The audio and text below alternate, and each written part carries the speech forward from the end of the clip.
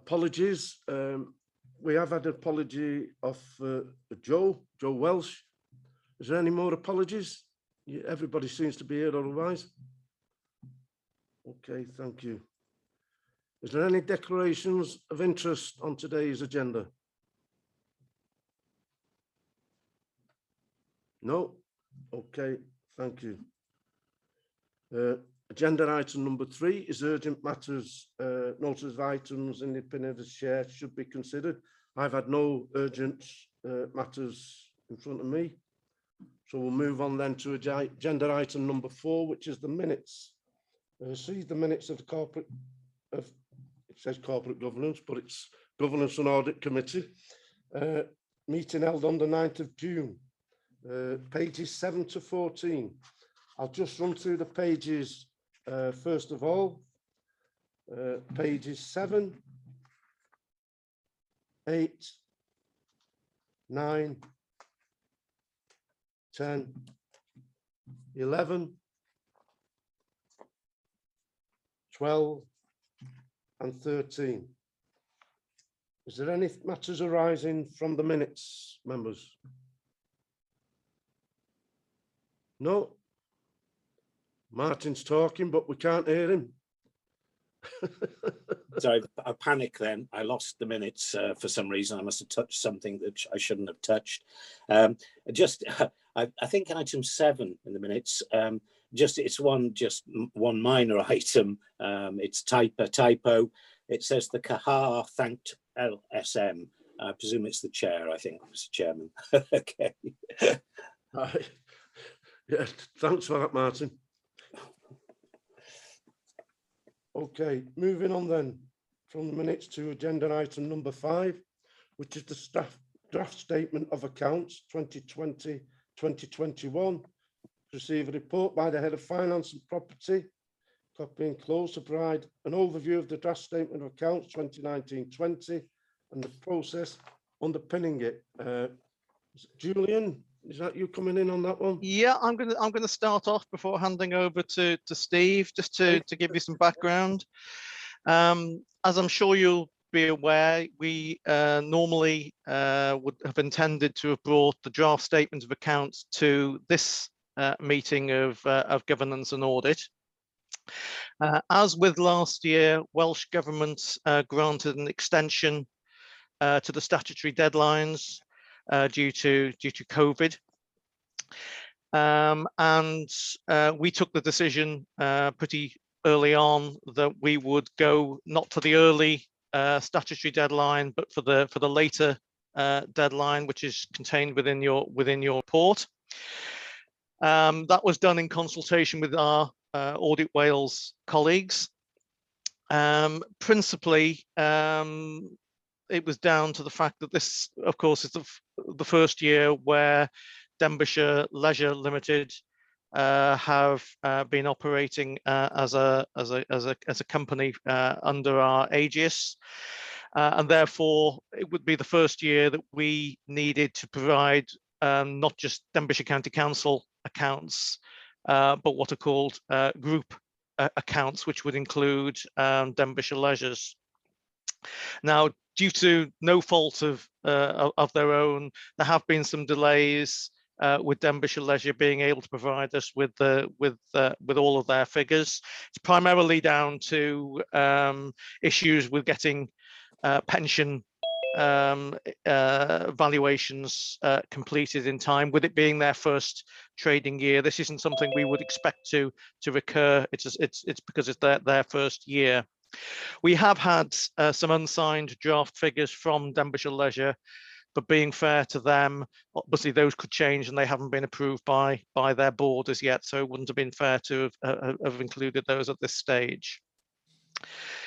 So therefore, as I say, but because of that, and because also audit colleagues also felt that the timescales for getting through to for them to complete the audit to the early deadline in any effect because of their own issues, we put in a joint application to go to the later date, which will mean that the draft statement of accounts has to be done by the 31st of August, and the final audited statement of accounts needs to be signed off by the 30th of November.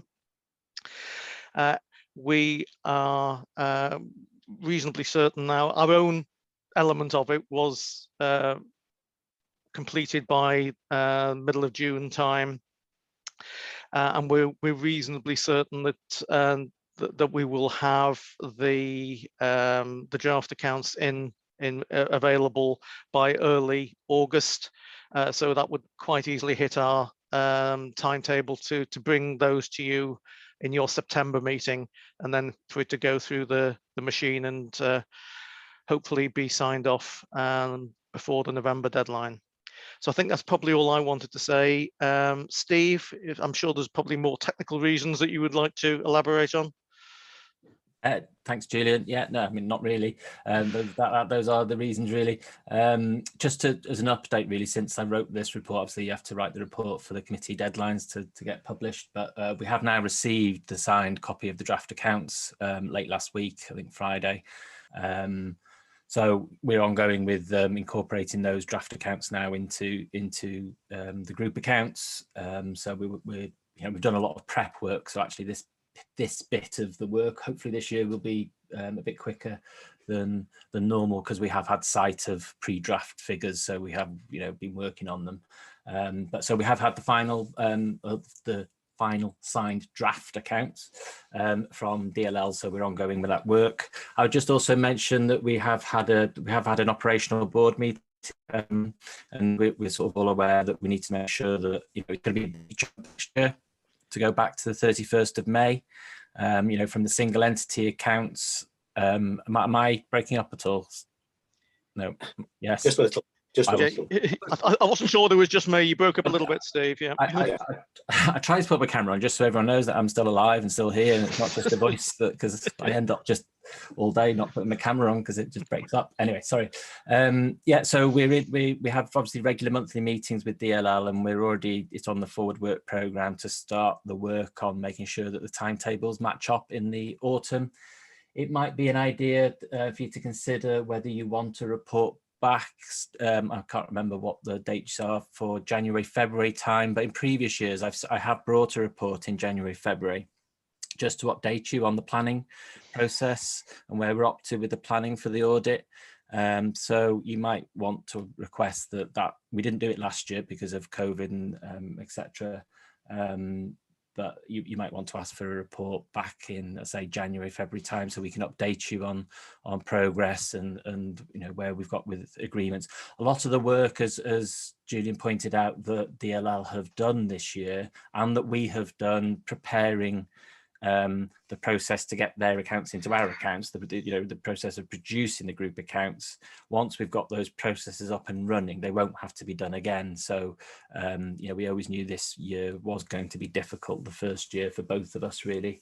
And yeah, so happy to bring a report back sort of early next calendar year to update you on progress on the planning. Okay, thank you, Steve. Any questions from members? No, you all seem content. Oh, Paul. Yes, Paul. Thank you, Chair. It was only looking at the recommendation and reference to the forward work programme. It looks as though the draft is in the forward work programme for the 22nd of September, but the statement and Audit Wales report is not in the forward work programme for the 24th of November. That's right. We're requesting that gets put onto the forward work programme. Okay, Steve, fine. Yeah. Sorry, so Chair. If you agree, then hopefully the Rodri will put it onto the forward work programme if you agree to that adjustment to your forward work programme. We didn't want to assume that you were happy with the proposal. Yeah, we can do that, Steve. Thanks. Members, Steve did mention if you'd like a report coming back either Jan or February. Would you like a view of that? January, Feb? Yes. Yeah. Yeah, if that could be arranged, Steve. Yes, no problem. Yes. And I'll go to the recommendation To note the update on progress to complete the draft accounts, 3.1, 3.2, to agree to amend the committee's forward work programme, to consider the draft statement of accounts at the meeting on the 22nd of September, and to receive the final statement of accounts and Audit Wales audit report at the meeting on 24th November. I move, Mr. Chairman. Thank you, Martin. Seconder. Elliot, thank you.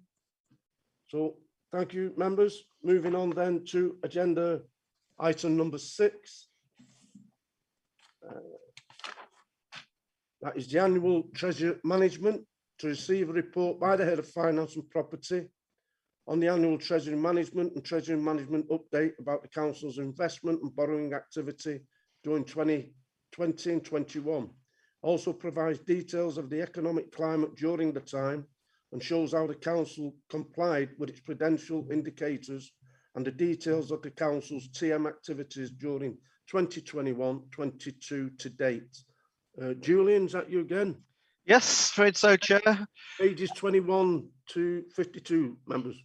Okay, I'm just going to give a bit of a general introduction before handing over to Steve for any of the technical elements to this. As usual, I'm sure you're all quite familiar with the organisation of this report by now. It's in 2 parts.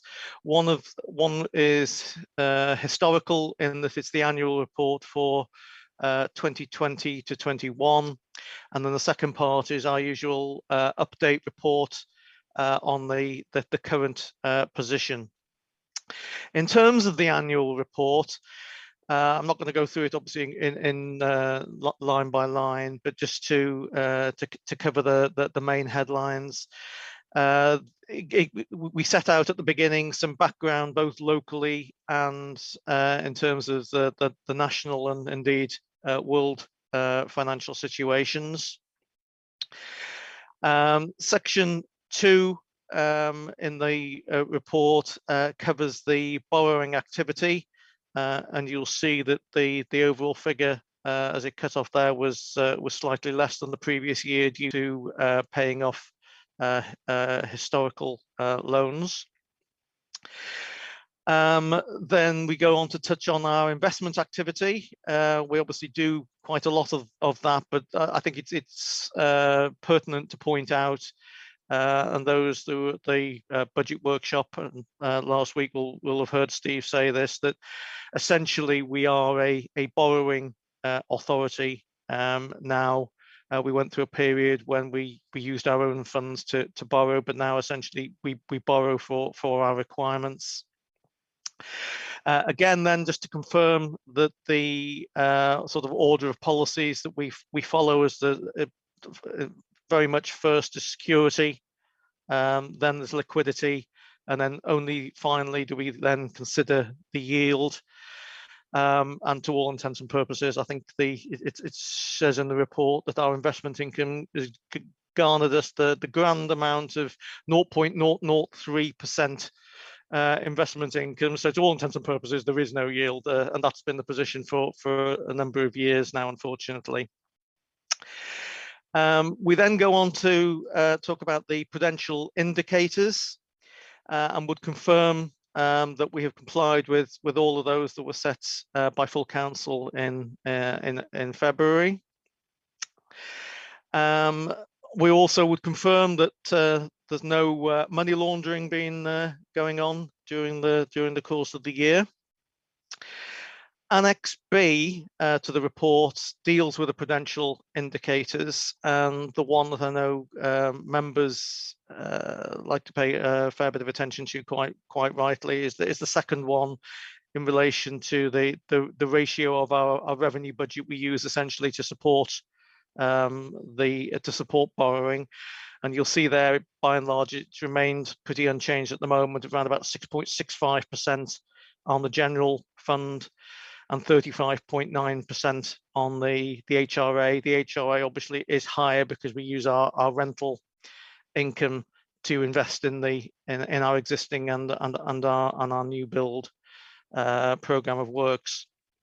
And again, those of you who were at the budget workshop will know that we're starting work on developing an overall medium-term capital strategy in order that we can make informed decisions on what we include and what we don't include going forward into the capital plan, because of course that will have a significant impact potentially on that ratio on the general account, and we'll bring more back on that at a later date.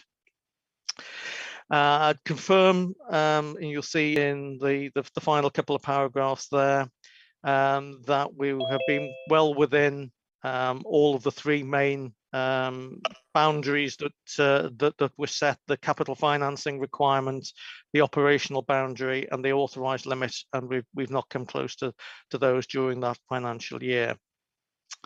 And then the report goes on with a lengthy glossary section in terms of abbreviations and terminology there, because this is one area where I normally say that I can hold a conversation without using complete words, but treasury management is a particular area where there were a lot of acronyms, so hopefully that will help in terms of that.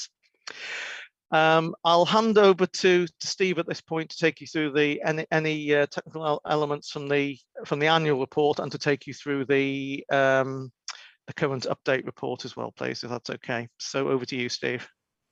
Thanks, Julian. As usual, comprehensive. I just sort of flag just on the PIs.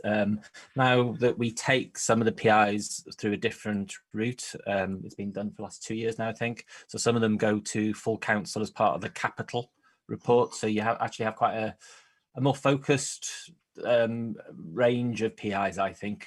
So what you have really is measurements of how much we think we should borrow, which the main one we look at is that the ratio in 2.1, that non-HRA ratio, which Julian referred to.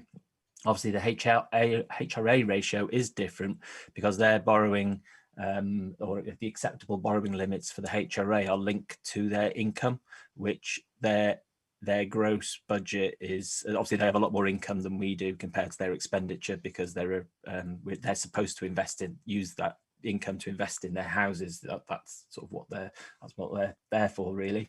So that ratio is higher. That's perfectly legitimate. The non-HRA one is the one that we're interested in as far as the normal council expenditure is concerned, and as Julian said, it's just below 7. And that's what I flagged in the budget briefing we had at council. So those are some measurements around actually how much we should be in debt, how much we could borrow, and then you have, well, if we are going to borrow, what are the PIs around how we should borrow, and that's where you have your maturity of fixed rate borrowing PIs, and that's to make sure we're not borrowing at ridiculously high interest rates or tying ourselves in for hugely long periods at high rates. It's all those sorts of things. So the PIs are split. So if we go on to the Appendix 2, which is the Treasury Management Update, obviously you can listen to 4 or 5 different economists and have completely different views of what's going to happen in the future. So there is a little bit of stargazing in this, but I think we have our treasury management consultants who bring a lot of that information together, and we meet them quarterly, and they go through what their really considered estimates are on what's going to happen with interest rates, with the economy, and politically what might happen, looks at the international position, all that sort of stuff, which is might surprise you to listen to hear, is quite interesting to have that laid out in front of you every quarter, and certainly we wouldn't have time to do that research, so it's and it's good to have that independent view. And the watchword at the moment is uncertainty, isn't it? And I think we'd all appreciate that from the news. We currently have spent a lot of money to get us through COVID and to help the economy through COVID, and at some point that spending will need to cease or to rein back, and at some point, I assume that the government will want to actually reduce the borrowing. So we're in that kind of we're in that strange period of actually we are still spending a lot of money, but that probably can't continue. So it's when that happens. As you might also see, there is a great debate amongst economists around the risks of inflation and whether whether UK government, well, whether governments as a whole, but generally when we're talking there, we're talking the UK government, the EU central bank, and the American central bank, as to whether they allow inflation to go above their targets for a period of time, because they realise, and it's quite understandable, that that is temporary. So we are going to have inflation because the economy is opening up again. And if you compare when you look at inflation rates, it's always 12 months. So what was the price 12 months ago, or what was the price a month ago? So prices are going to increase because the economy is not booming, but it's getting back to a normality. So we're seeing growth. So we are going to have inflation, and it's really difficult for economists to judge actually how much of that inflation is worrying ongoing structural inflation and how much is just a resetting of the economy. And that's kind of where we're at the moment, really.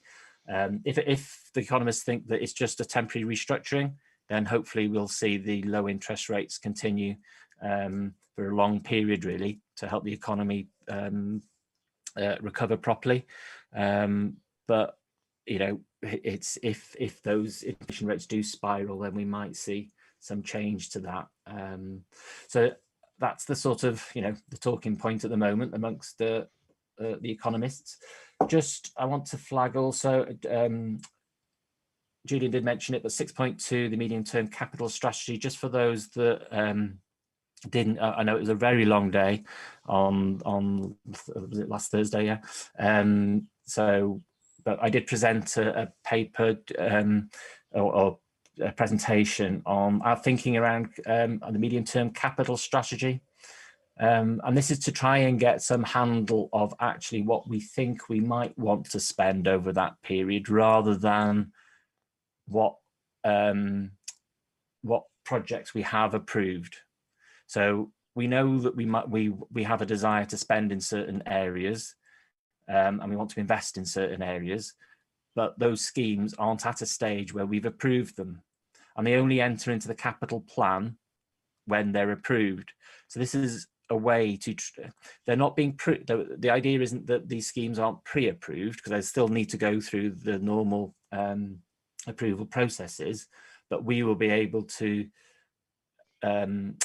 plan better and plan our borrowing better and plan the impact on our revenue account better. So the medium-term financial plan better over that 5 to 10 year period, if we're clear as a council the areas that we want to invest in and the levels that we want to invest in. So it's quite a detailed piece of work. I won't go into it in detail, but that was presented to, I say, full council briefing last week, but it will form part of the medium-term financial strategy, which we're hoping to bring through the governance processes in the autumn. So I think that's it from me. Thank you, Chair.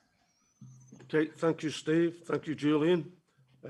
Questions for members? I see Martin, you've got your hand up. Sorry, Mr. Chairman, I always seem to be the first with my hand up. My apologies. Just a couple of quick questions, if I may.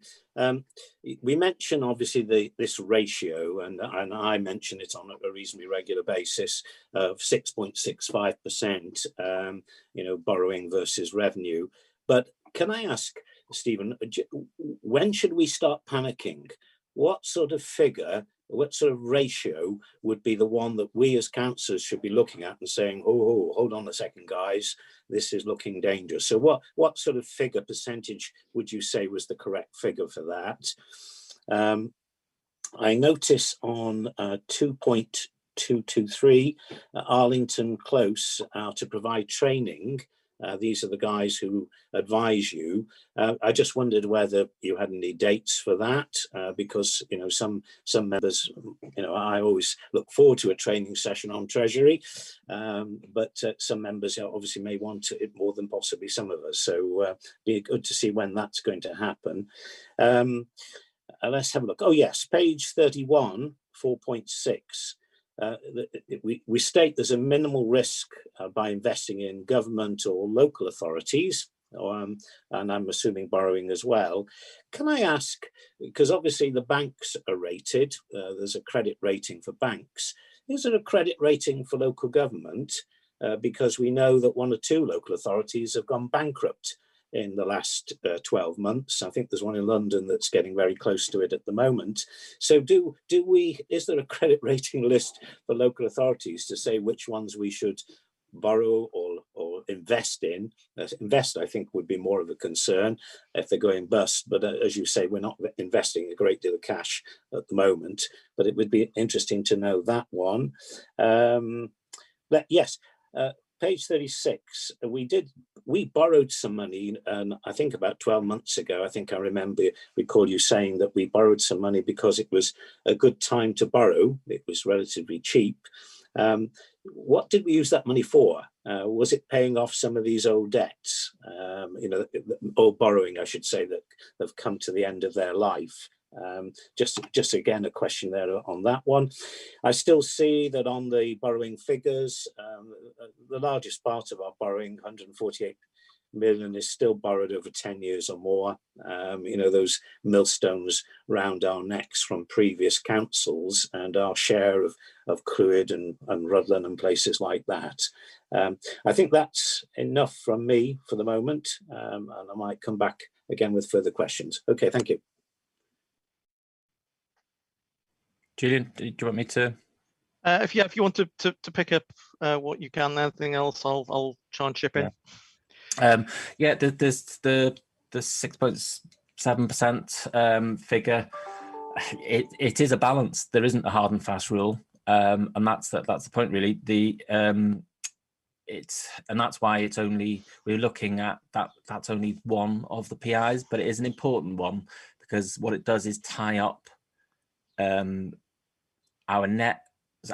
element of our net revenue budget we can't touch for a long time. It's fixed effectively, certainly, for my lifetime here in the council's probably, if we sign up for a 25-year borrowing, then, it's not going to be us who pick up those pieces, as you've just referenced in that final comment. They will be there, that borrowing will be there, and we will have to carry on paying that back. So that's why it's important.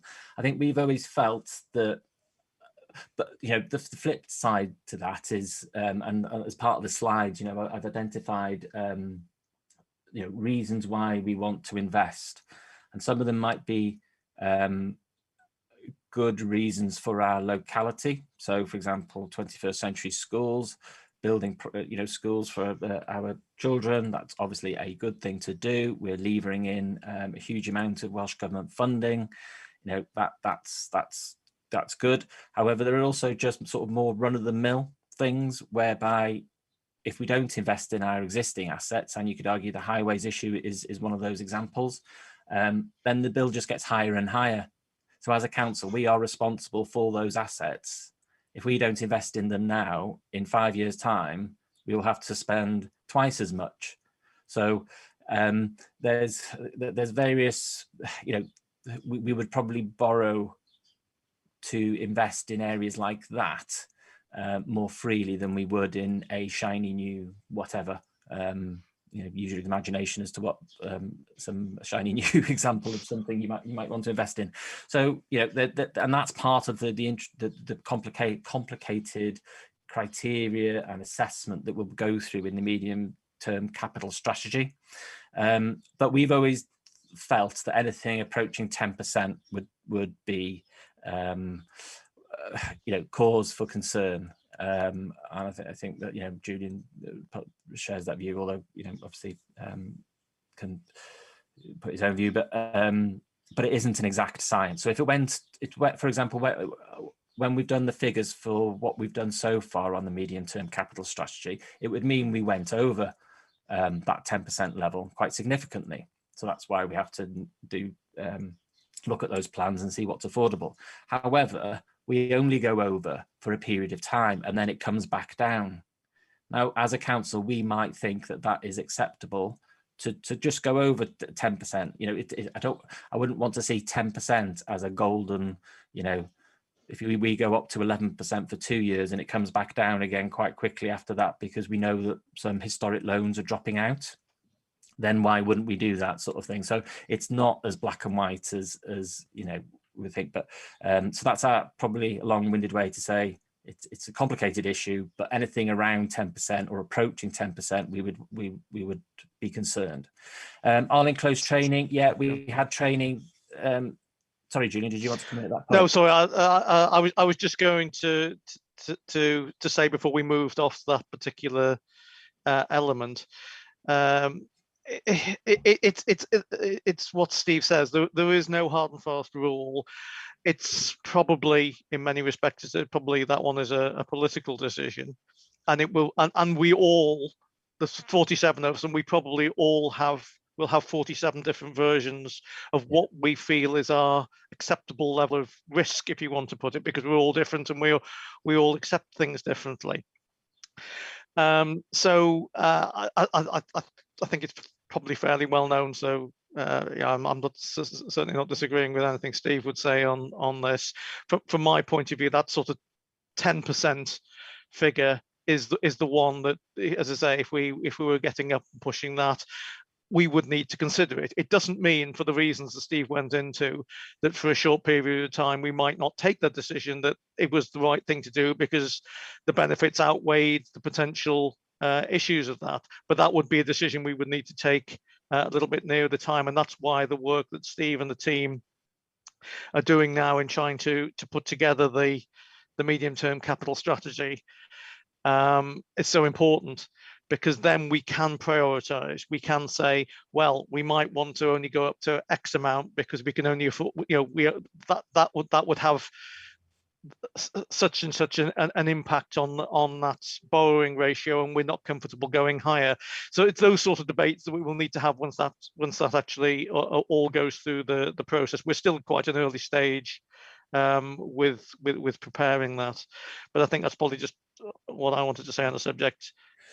Just to add as well, so I don't want to prolong this bit, but just to add, I mean, an example of why it can't be a hard and fast rule is, for example, the way that Welsh Government are funding the flood schemes, the large coastal flood schemes. We're actually having to borrow for all the scheme, and they are giving us the money for, I think it's 85%. It's 85%. 85%. Yeah. 85% of the borrowing is being funded by Welsh Government. They have included that amount, which is just over £1 million, in our revenue support grant. So effectively, our net revenue budget has gone up by £1 million, but so too have our borrowing costs. So it's one of those difficult ones that it can be impacted by strange things. All it takes is for Welsh Government. But if Welsh Government funding suddenly starts decreasing, we won't have to borrow any more for that ratio to go up. But it doesn't mean that we shouldn't still invest in our main assets, because the logic behind some of that investment is that if we don't, it will cost a lot more in 5 years' time. So we do need to be careful about it. Like all PIs, and that's why there are so many in Treasury management. There isn't one that, it's a suite of PIs, isn't it, to have a balanced view of where we're up to. Yeah, just on the all-enclosed training, we did some just before lockdown, didn't we? And it's probably the next one is likely to be after the election, I would have thought, for the new Governance and Audit Committee, if that's agreeable, and then we'll arrange once the new committee is brought together, depending on everything else. That's probably the best place, but I'm happy to take, we can request training. The contract includes training, so we can ask for training if required. But as I say, it was just over, well, it's 18 months ago now, isn't it? Was the last training session, and yeah, so I would have thought it's the new committee that would want to have training to make sure for any new members. Borrowing local authorities, yes, they do. Obviously, it's a sort of moot point for us because we haven't got any money to invest in anything. But we, if we do have any cash, the DMO is the safest place to put it, and that's generally our policy. We do lend off local authorities, but obviously there's less of a risk lending off local authorities. But generally it's PWLB. But for short-term borrowing, we do sometimes borrow from other local authorities and take their credit ratings, etc., into account. We have a broker who does all those tests for us and recommends basically deals that are out there are ready to be done for short-term borrowing. The 15 million. Which was we're always at that a point because we do have short-term borrowing, and it's always that question of when we crystallize some of that, and that's the position we're in really, and that's what what a lot of the meeting with Treasury management consultants is concerned about as to when to lock in that borrowing. It was felt in March last year because of the uncertainties around COVID. That we would lock in £15 million worth of borrowing. However, that 15 million wasn't for we've already spent that 15 million. It was to replace short-term borrowing rather than to use it to pay off anything else. That borrowing was we were swapping short-term borrowing and locking in a long-term debt, if you like. So that's what that 15 million was. It was locking in existing debt, which was a consequence of previous expenditure. Actually, the 15 million was related to the HRA element. So we've got two different pools now. So we've got a HRA pool and a non-HRA pool for debt. And final point, historic debt. We haven't got a huge amount with really large interest rates anymore. We haven't got those 10-15% interest rates. They have dropped out. I think we still have a few around 6 or 7%, but yeah, they're dropping out as we go through the years.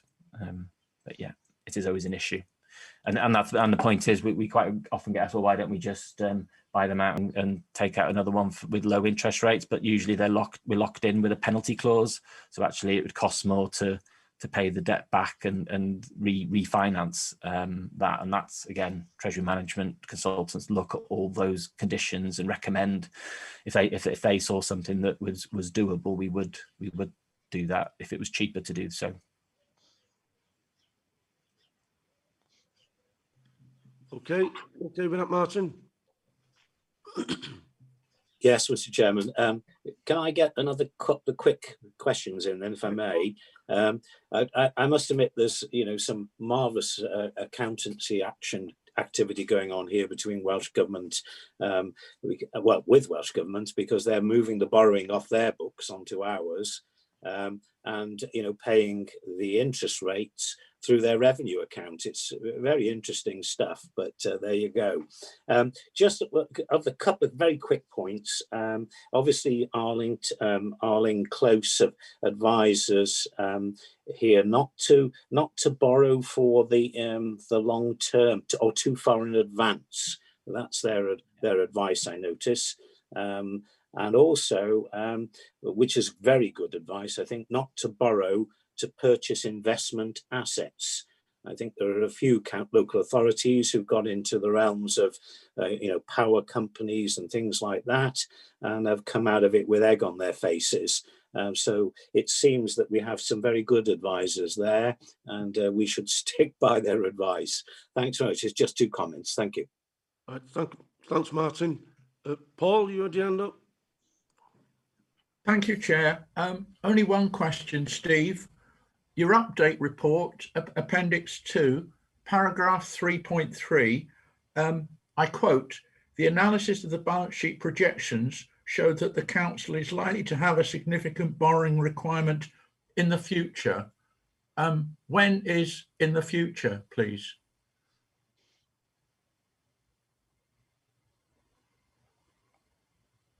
Sorry, switch myself off then instead of on.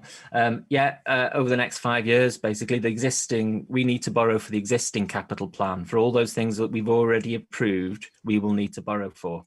So over that 5 years, our borrowing requirement will go up.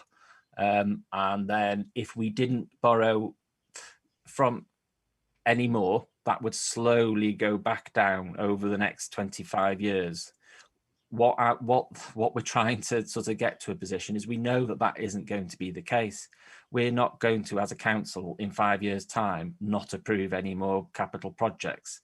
And that's why we're trying to get a handle on the medium-term capital strategy, so that actually, the Treasury Management advisors can model in detail to fund our existing approvals. And I think from that figure out, our borrowing goes up to about 280 million over the next 5 years.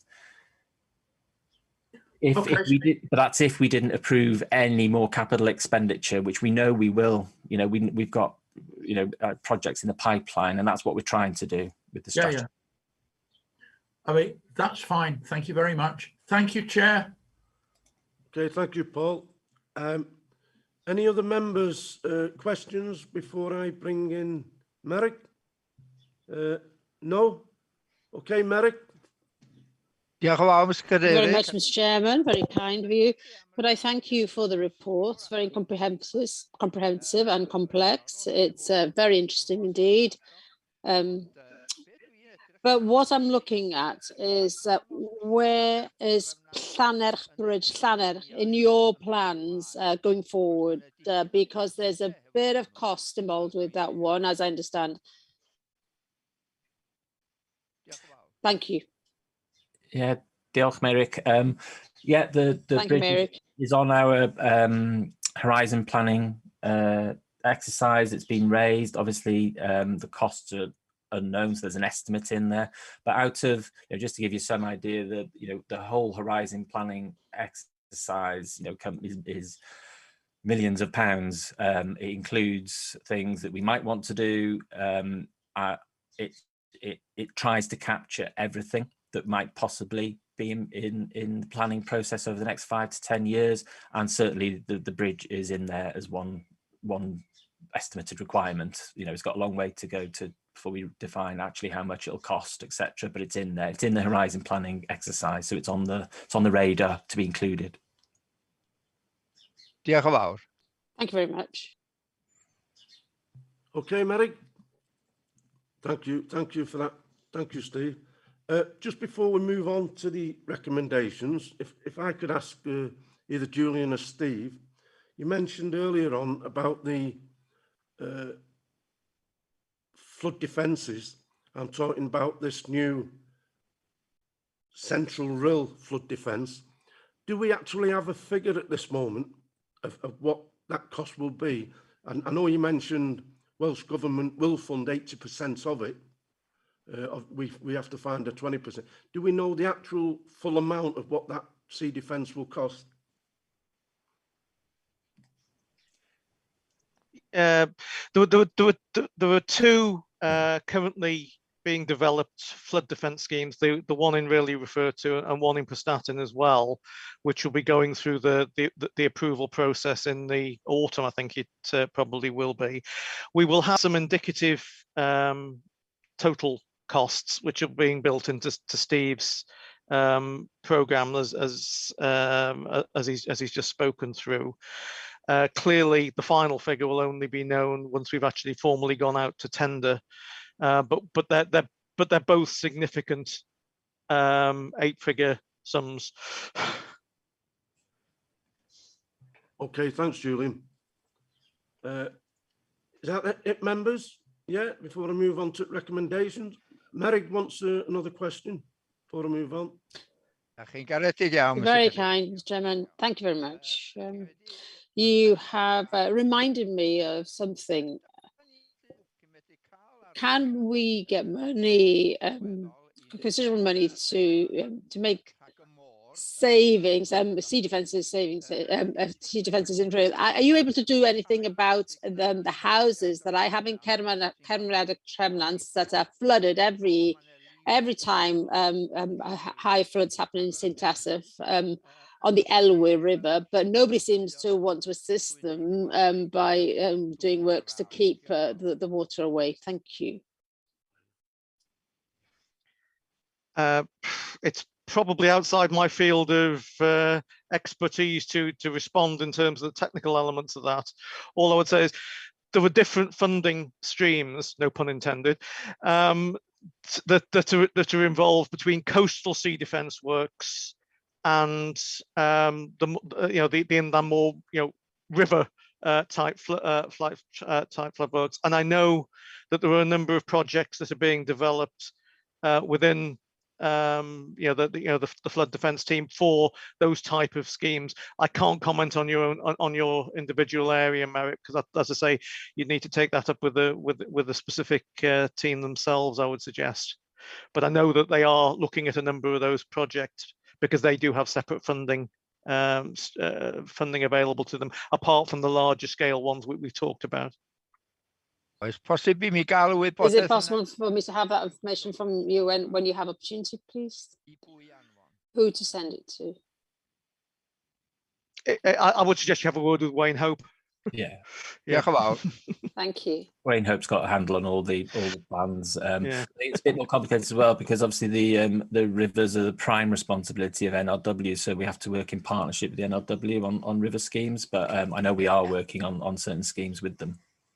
Thank you very much. The problem is with them is that they have no interest in the common man, just when it comes to millions of costs for towns and villages, but they're not interested really in the people who lose their houses, for losing their houses for months because the river overflows. Thank you.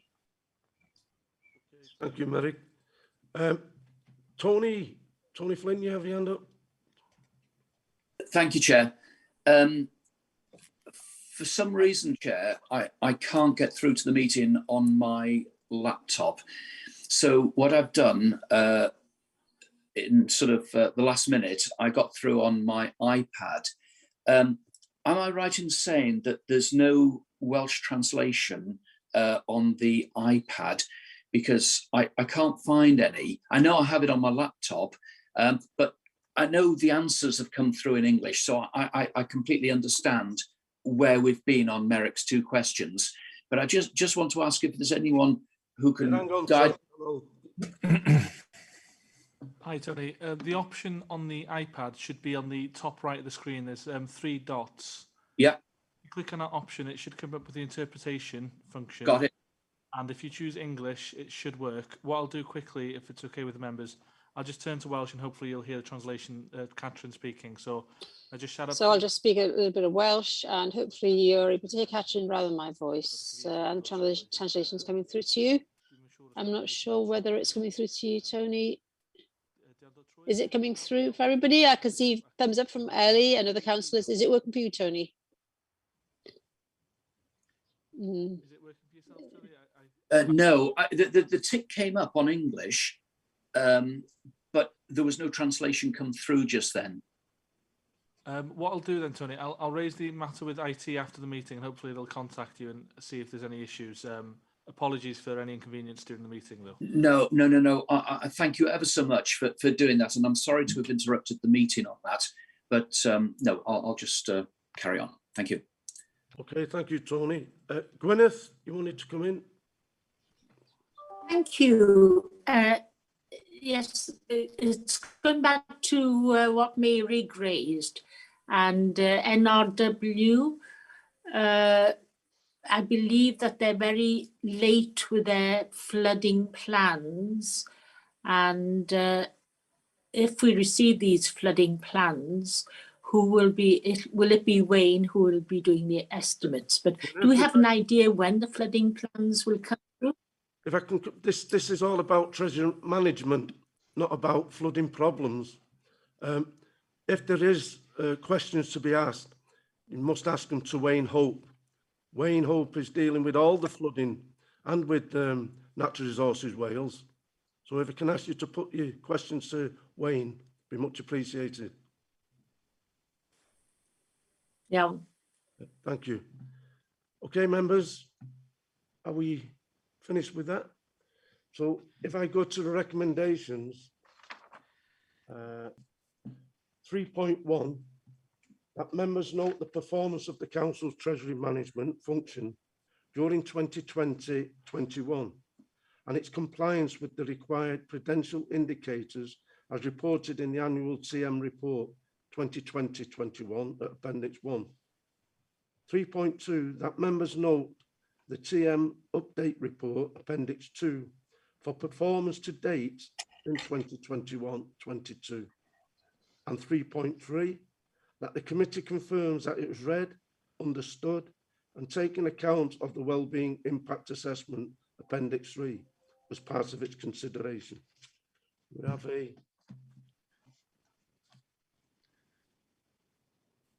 Martin, you propose? And I'll second. And Elias second. Thank you very much for that.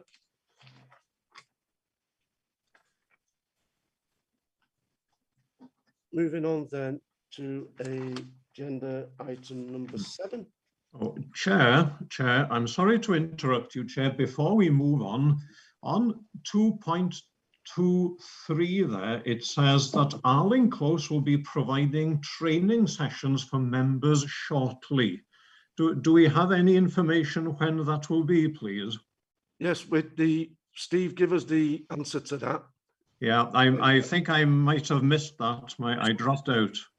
Right, I'm sorry, Reece. Yeah, the answer is that the training will be brought in for the new council.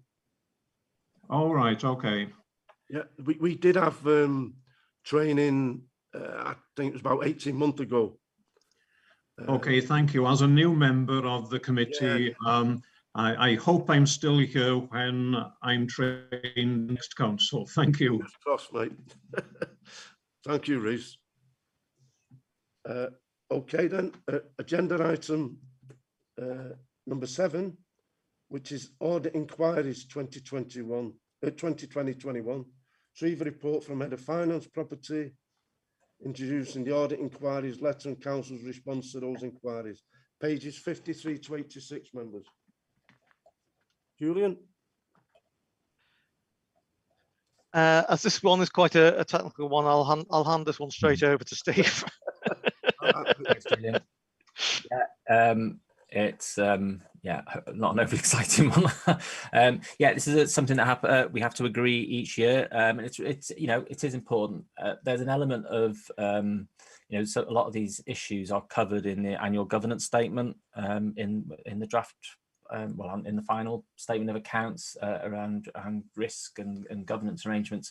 But this is a specific requirement that Audit Wales ask us to respond, and we need to get the chair of the Governance and Audit Committee and myself as a Section 151 officer to agree that response. So the way we do it in this council is we bring it to this committee for any comments, and you know, I can make any amendments that you might want to make.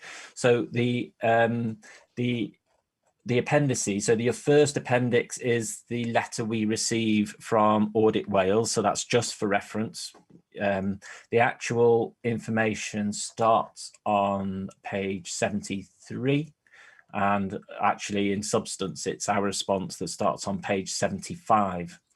Now, as Welsh Government, as Audit Wales, you know, they give us, this is what you said last year, 1920. So our starting point is because most of those controls are still in place. So I don't intend to go through this in huge detail, but what I'll do is just highlight the changes from last year and the things we've added.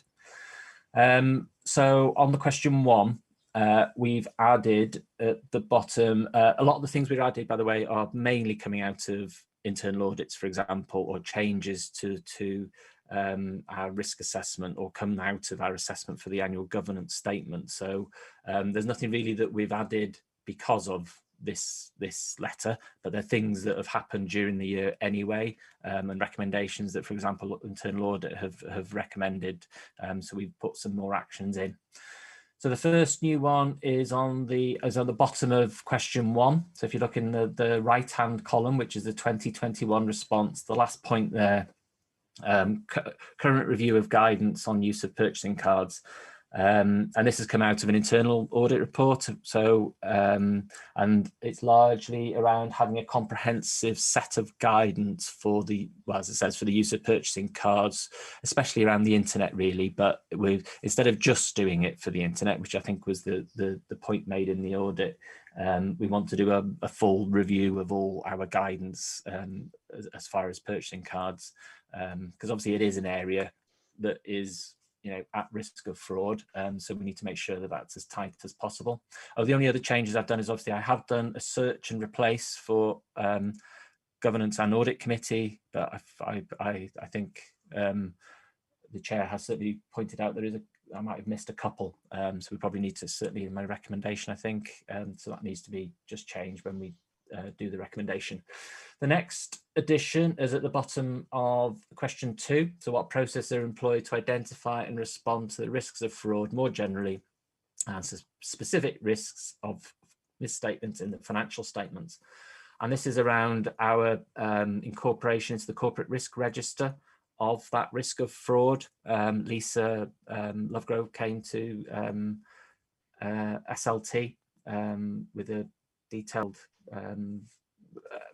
report on this, and you know, there's detailed mitigation controls around, but it's formally on our corporate risk register now. And as I say, Lisa has done a lot of work on that, so I think that's correct. The next change, the final change is on if you go down to just inquiries of those charged with governance in relation to fraud, which is, I'm just going to check the pack now, which is on page,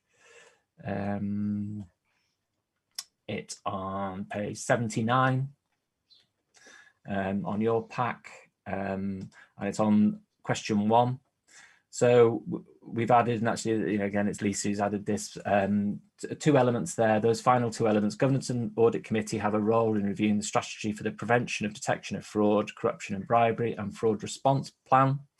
And that the governance and audit committee maintains oversight of the corporate risk register, which includes a corporate risk relating to fraud. So linking it back to that we now have fraud on the corporate risk register. So those are the main, well, those are the changes, other than correcting typos and names of people and changing that sort of stuff.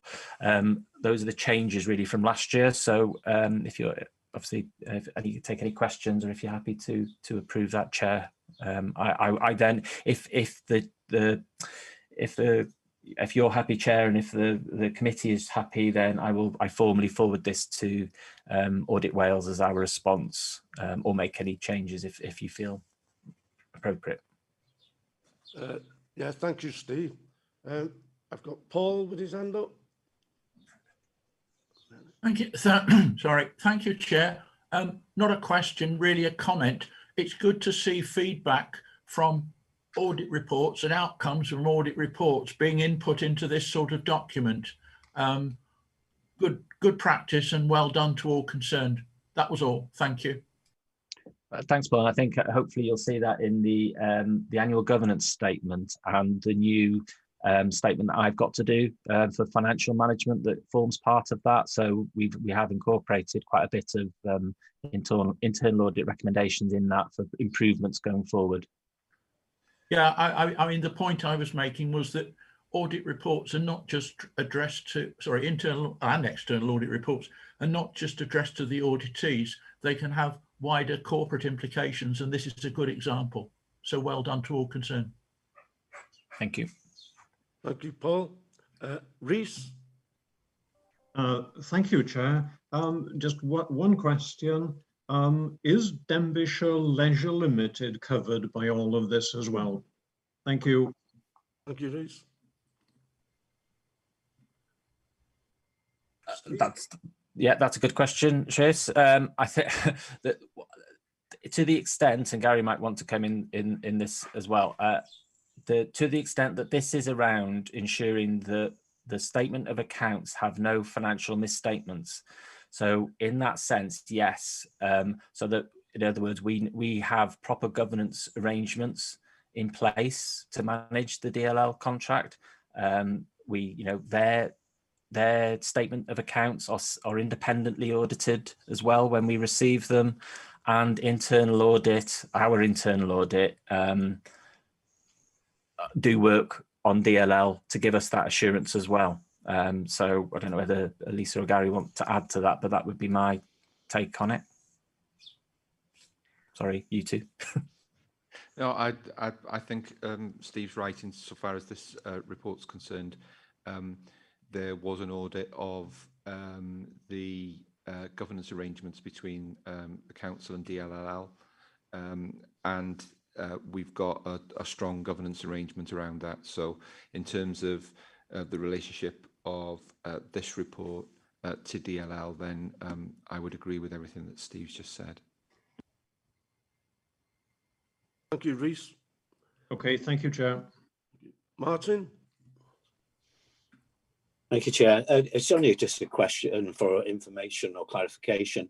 Appendix 3, page 69, talks a great deal about related parties and are, checking that, making sure that things are right there. What do we mean by related parties? Is that, contractors and businesses that we deal with, or is it internal related parties? I just wondered what that was about. I think I did read somewhere, I'm not sure if it's in this report, that the discussions about chaps, which brings back memories for me, having worked in banking for 35 years. It was just interesting to see that that's still being used, but there you go. Okay. Yeah, I still have to sign chaps forms on a weekly basis for, yeah. But yes, on your first point, Martin, I forgot what I was going to say now about the first point. Sorry, could you just repeat what the first question? It was on related parties. Oh, related, yeah. How could I forget? Good God. Yeah. How can I forget? Yeah. That isn't a change, actually, because I forgot to mention that one. There is a change in there about that as well, because we have made them obviously electronically available now. So what that's meant is really fantastic, and I'd like to thank all members for this, timely responses on the related parties, which obviously gives us more time to look at them. That's really welcome. But yeah, it's essentially it's trying to assess that conflict of interest, isn't it? So any relationship that you've had, I think the definition is that you have a relationship with someone or something that has had a transactional relationship with the council.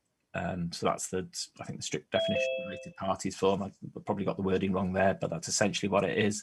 And then there's other declarations that you have to make, obviously, during meetings around, other relationships and membership of bodies. It's, something that I know Lisa's keen on, actually, that we need to probably strengthen our record, our database, for want of a better word, but our data gathering on this, and I know Lisa's put some things forward to ensure that we do that, both as officers as well, to make sure that we're covered as well. Okay, thank you, Martin. Thanks for clarifying that. I just wondered which related parties we were talking about there. That's great. Thank you. Okay, members, any more questions? If I go to the recommendation is that the chair of corporate governance, I think that needs changing. As we know, yes, Welsh Government has changed our name to Governance and Audit Committee.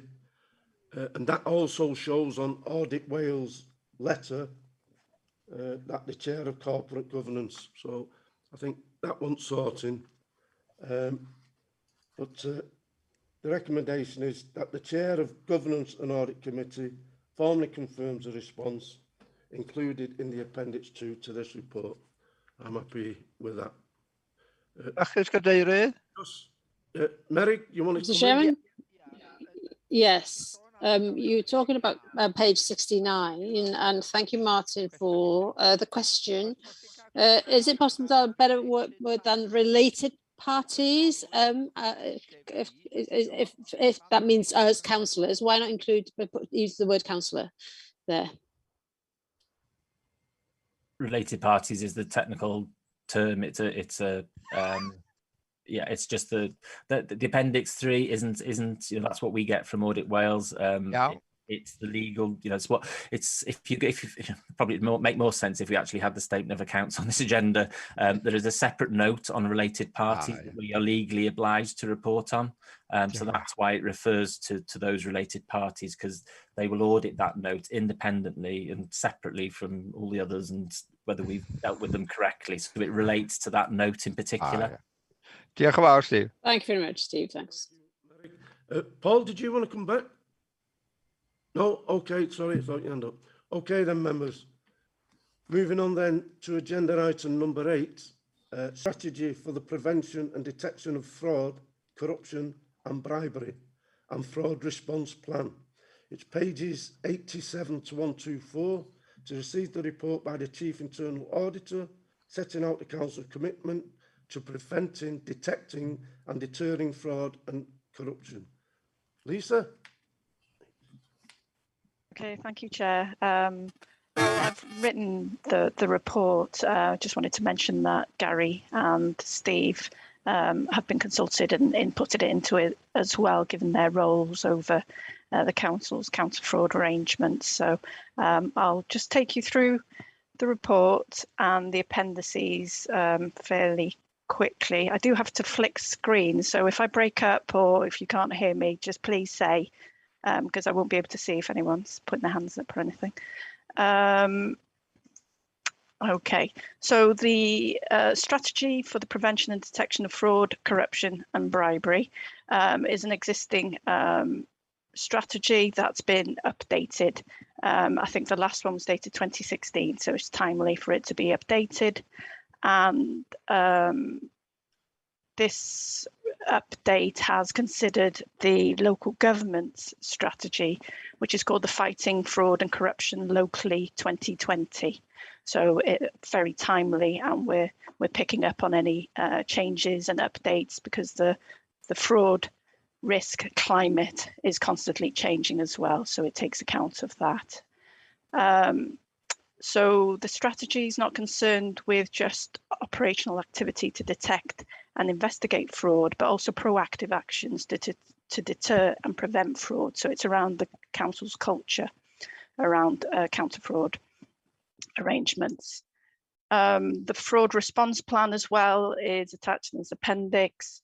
That's had a bit of an overhaul, really, to strengthen arrangements, basically reflecting what our existing processes are. There's a fraud response panel, which we didn't have previously. That's just been strengthened to make sure that those that should be involved are involved at an early enough point, and also to ensure better alignment with HR and HR policies, particularly the disciplinary policy, so that any fraud investigation we might do in terms of allegations coming through, that they are being put through the proper channels in terms of resulting in a disciplinary, should that be required. So in terms of the strategy, which is Appendix 1, I'm not planning to go through that in any detail. The text shown in red are the key changes compared to the previous strategy. So hopefully that helps for you to see what the key changes are. So there's a change there to the policy statement. And the key change around the introduction is making sure that suppliers, contractors and customers are reflected in there, as also being a requirement for them to have suitable counter-fraud arrangements in place, or being considered in our counter-fraud arrangements.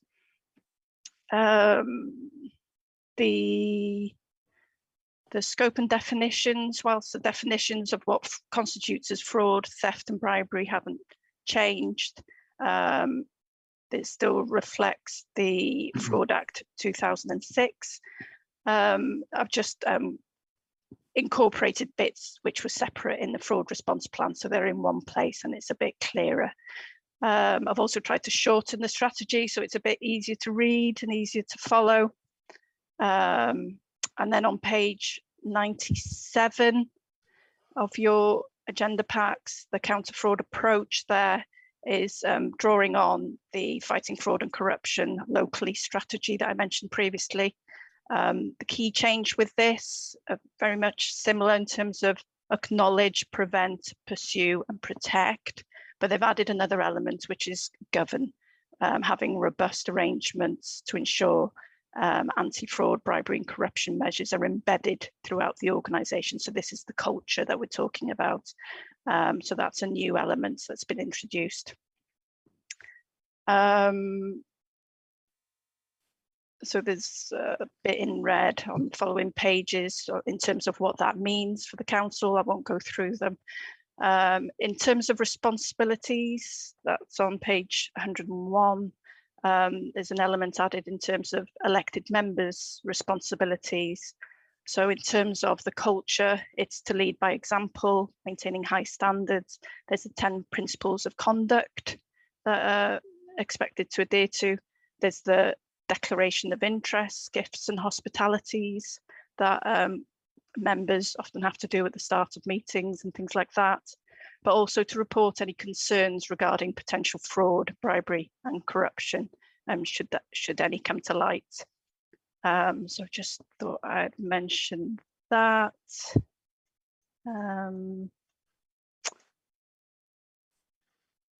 In terms of monitoring and review, I've just put a brief statement there that we'll review it as part of the annual governance statements.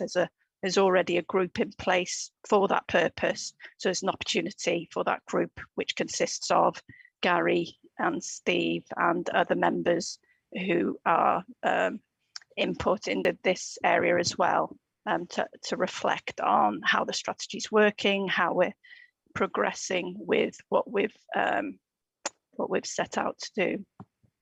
Appendix A includes a counter-fraud, corruption and bribery action plan. So this is new. We didn't have this in the previous strategy, but often a strategy should set out where we are now and where we want to be. So this is the action plan to take us there and incorporate some actions just for your awareness on what we've identified as needing to take place. Some of these are also in the annual governance statement as well, so links to that. And Appendix B is a quick one-page guide for anyone who suspects fraud in terms of what to do, what not to do, and who to report it to. So a very clear one-pager for staff. And then Appendix C lists the fraud risks to local government. So I think this is a useful list to be aware of. It's something that I use in terms of planning audits, where we need to focus on proactive counter-fraud audits. And I've also circulated it with a senior leadership team and asked them to consider these fraud risks for their own areas. So that links into what Steve said relating to the previous item on the audit inquiries. The fraud and corruption response plan, I won't go through this. It is an overhaul from a previous fraud response plan, and it's meant to be almost a procedural guidance for those that need to deal with an allegation of fraud, in terms of clearly setting out what needs to happen, and also anyone who's going through it in terms of being suspected of fraud, that they've got an awareness of what the process involves. We have shared this with the unions, trade unions, for their awareness as well. So that's it. I think that's all I wanted to go through. If there's any questions. Thank you, Lisa. Yeah, if Reese was quick in there. You've got to be quick when you've got Martin in the group. Thank you for the report. Very comprehensive and surprisingly easy to read as well. Could I ask two questions, please? The first is on page 96, where it says scope and definitions.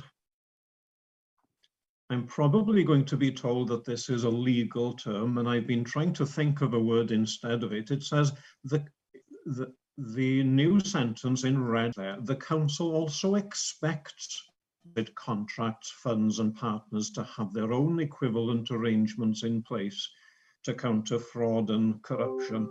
It doesn't seem a very strong word, expects. I'm not sure what you could put instead. Insists upon, but I just thought that maybe that, although I understand why it's there, whether it could be phrased slightly more strongly, I don't know, but there's probably a reason why it's only expects there. So that's my first question. The second question is on page 103. And it's under the title Employees. And it's the new sentence, to declare any business or personal interest to the head of service. And I just wondered whether it should go higher than the head of service, whether their own head of service was sufficient there. Okay, those are my two questions, Chair. Thank you. Thank you, Rhys. Can you answer that, Lisa? Yeah, I'm just checking I'm not on mute. Yeah, in terms of the wording expects, I don't know if there's a legal aspect to that. It was just a word, and it could be strengthened. I've got no issue with strengthening that. In terms of contractors, it's built into the template contracts that are set up. Partners, if they do go through legal, I know that they're legal agreements, but more informal partners, it would be difficult to put any sort of rigor in terms of that if it's more informal arrangements, but insists upon, I can't see any issues with changing that word. Okay, thanks, Lisa. Okay, thank you. The other bit in terms of employees declaring personal interests to head of service, yeah, it's really for the head of service to then be able to respond to that request to say whether that's appropriate, and also whether that's the case to put any safeguards in place should they not be expected to do certain activities because of that conflict. But it should be for the head of service to then report that through to legal services to include on the Code of Conduct Register, and then for legal services to have a review what's been put on there as well. So in terms of the wording there, I could expand on it to just be a bit more explicit in terms of. I'm a bit worried that Gary doesn't have enough to do there, and maybe this should go to head of legal after head of service or something. But thank you. It's a health and safety issue here that with all that twiddling, my thumbs will become very sore. Sorry, can't hear you. Can't hear you, Gary. Oh, sorry. It was a fairly trivial comment I was making anyway, so you didn't miss much. No, I think Lisa's right. Is that heads of service know what people are involved in, what people are doing, but clearly they should maintain their own records, which should then be available to us so that we've got an overview. Okay. Yeah, under the head of service responsibilities, there is the last point against them, ensuring a register of declaration of interest is maintained and legal services made aware and safeguards put in place where there is a conflict of interest. So hopefully between the two, that's covered.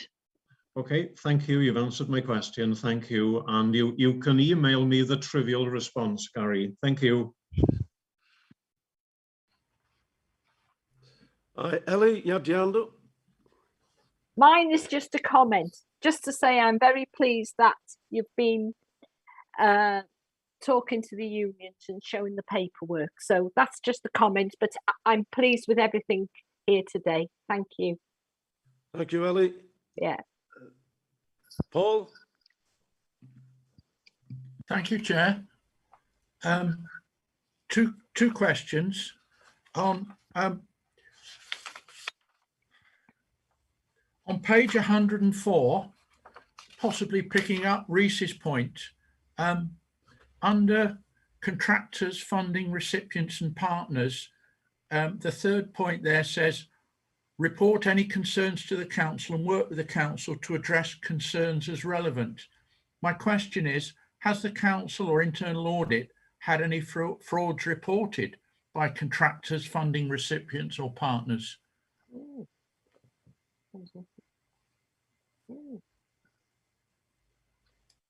Not that I'm aware of in recent years. Okay. If Gary might be able to recall. Nothing that springs to mind now.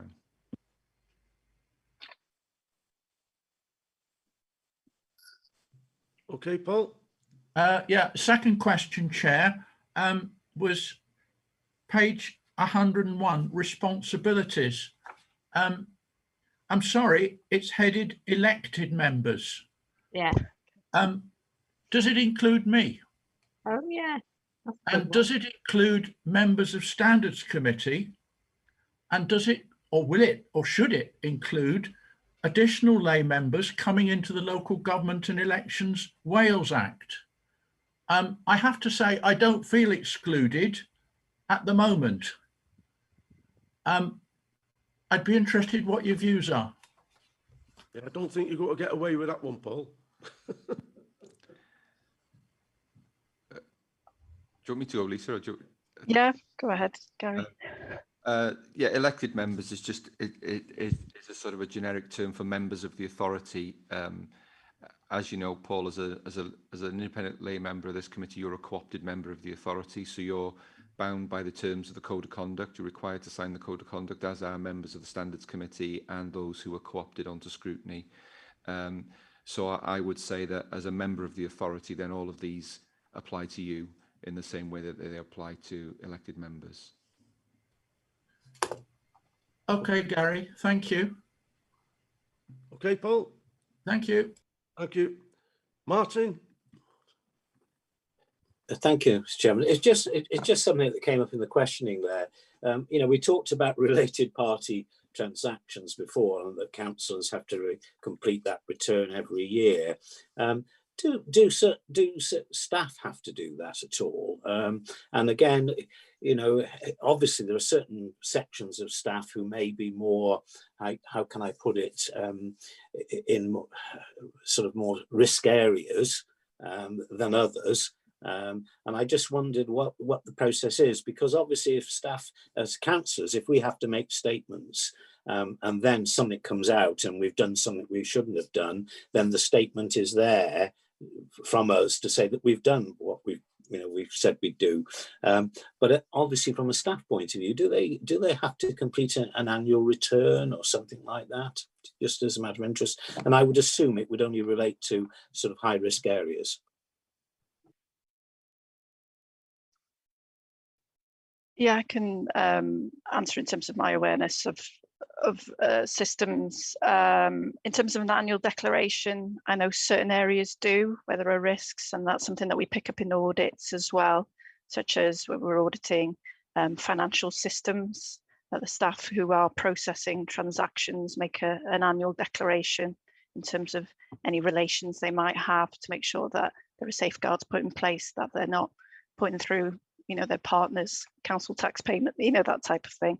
But it is inconsistent across the council, and I think I've made that clear in the annual governance statement that the arrangements do need to be strengthened around declaration of interests, and there might be certain areas where an annual declaration needs to be introduced, which is something that we're looking to improve on. You know, just going back to that, you know, because I worked in banking for 35 years, and when I first started, when you were a cashier, you were not allowed to serve members of your own family. That was a strict rule, and we had to abide by that rule. And in the early days, I hasten to add, the manager checked all my bank statements as well, and we weren't allowed to have credit cards or anything else with any other company other than the bank, because it was all, you know, related to managing fraud. I think those times have changed slightly, and they're a bit more flexible now. But yeah, there are risk areas in every business, and so I just wondered, you know, I would say too that we used to, you know, certain groupings of staff who worked in, for example, in Treasury, they had to undergo an annual drugs test. So I'm not suggesting, by the way, that we actually ask our Section 105 officer to do the same. But yeah, it's just interesting to see what goes on in outside industry. Cheers. Okay, thank you, Martin. Lucky man to have a bank card 35 years ago. Any other members before I ask members that are not on the committee? No. Merrick? Thank you very much once again, Mr. Chairman. Just a word of thanks, really, to Lisa for putting it in red, the changes. That's a great assistance, because quite often it's very difficult to find those changes, especially those minor ones. But thank you very much, Lisa.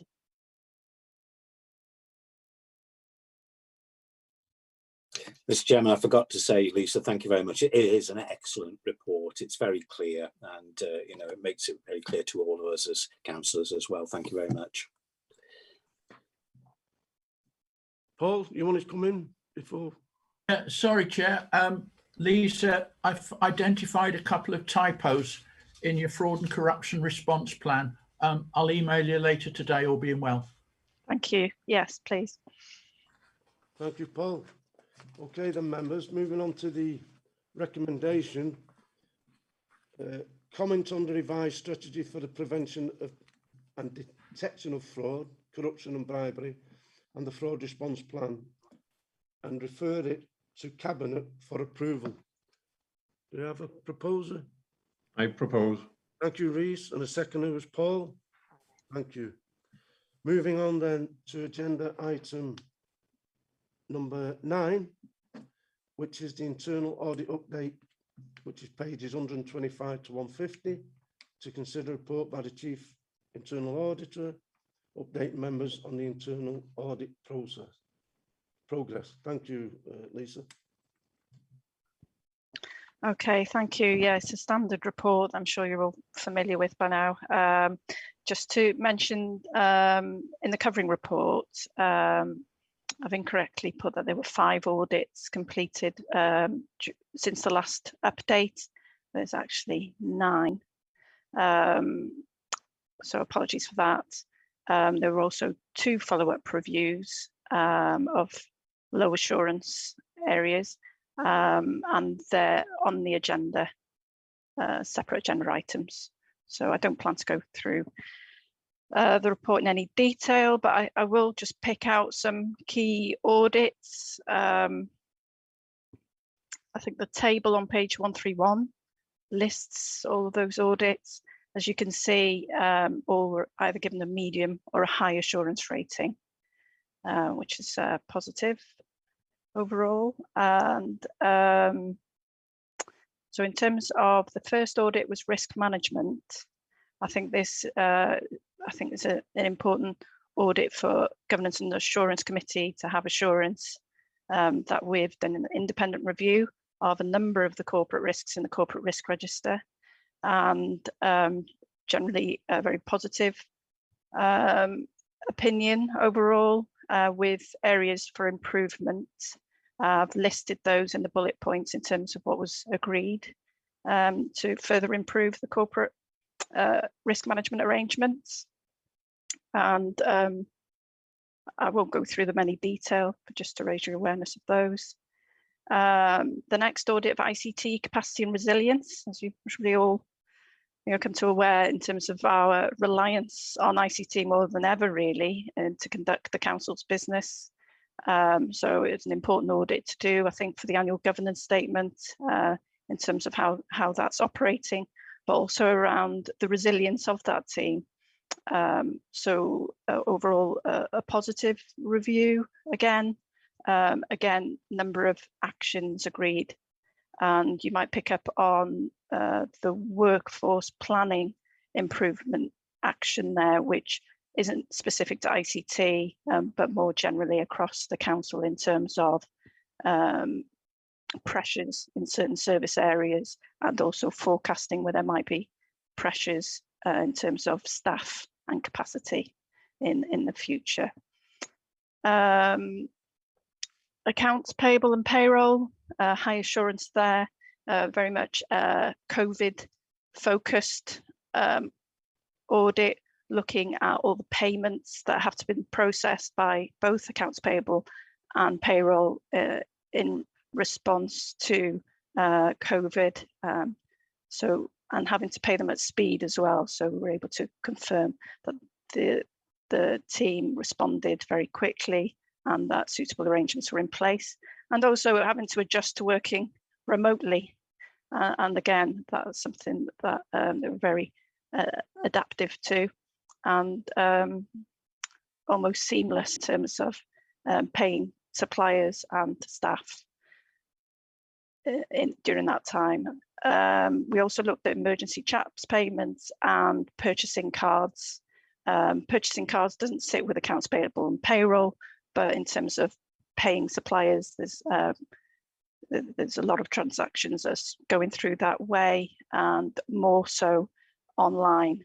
So as Steve mentioned previously, as part of the audit inquiries, there was one area for improvement raised around strengthening the procedures around purchasing cards. Treasury management, I think we've discussed that at length at the start of the meeting, but the assurance from internal audit, and sorry, the little dot after medium assurance should be yellow, not green. But the arrangements there, I think we raised 3 moderate risk issues, just to strengthen procedures, also working practices for separation of duties, and also identification of risks, but generally robust arrangements in place around treasury management, and again picking up on the impact of COVID in terms of cash flow and things like that, that the team responded very quickly to that and appropriately.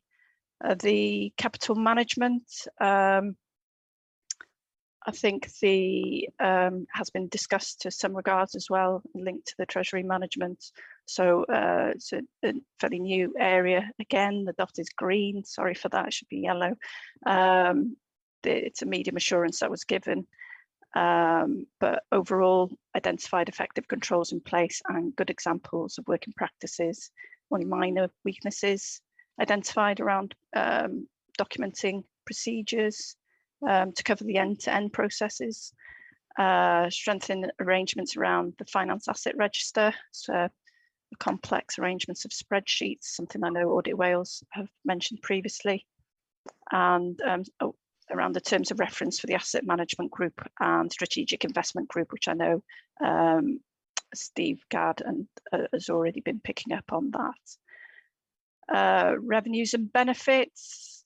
Again, I mention it just because of the impact of COVID, which was the key area that we reviewed. Is fairly light touch because of the demands on revenues and benefits, but we did capture the key risks around the impact of COVID on staff and the changing working arrangements, working from home, and the processes that had to be adapted because of that, but also the amount of grants to businesses, free school meals and things like that, reviewing the processes that had to be introduced. And I'm sure you'll be interested to know that, you know, overall a positive outcome in terms of their arrangements, and we didn't raise any issues on this one, which I know the finance team were very, very happy on that, but just goes to show the amount of work that team has had to do, and the impact it's had on that team working hours to get those payments out to the people that needed them. Project management of SC2, again, might be of interest.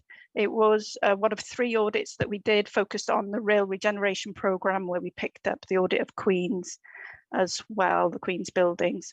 I won't go through it. It was a medium assurance rating. There was one major risk issue raised relating to instances where contract procedure rules haven't been followed as would have been expected. And I think that's all I was hoping to mention on those. As I said, the follow-up audits I'll pick up separately, as there are separate agenda items rather than mentioning them here. On page 144, progress in delivering the internal audit assurance. I just need to point out that we're still carrying a vacancy in the senior auditor position. There's a temporary contract with the senior auditor, which has been extended for 12 months, which covers the secondment of the senior auditor to the track, trace and protect team. And his arrangement has been extended to March 2022. Now, there is still another vacancy that we're carrying, and because we're hoping that it'll be a temporary shortfall that we have, I'm looking into almost topping up our services through the use of external internal audit providers. So I'm been making inquiries into the cost of that, which we'll be able to meet through our existing budget.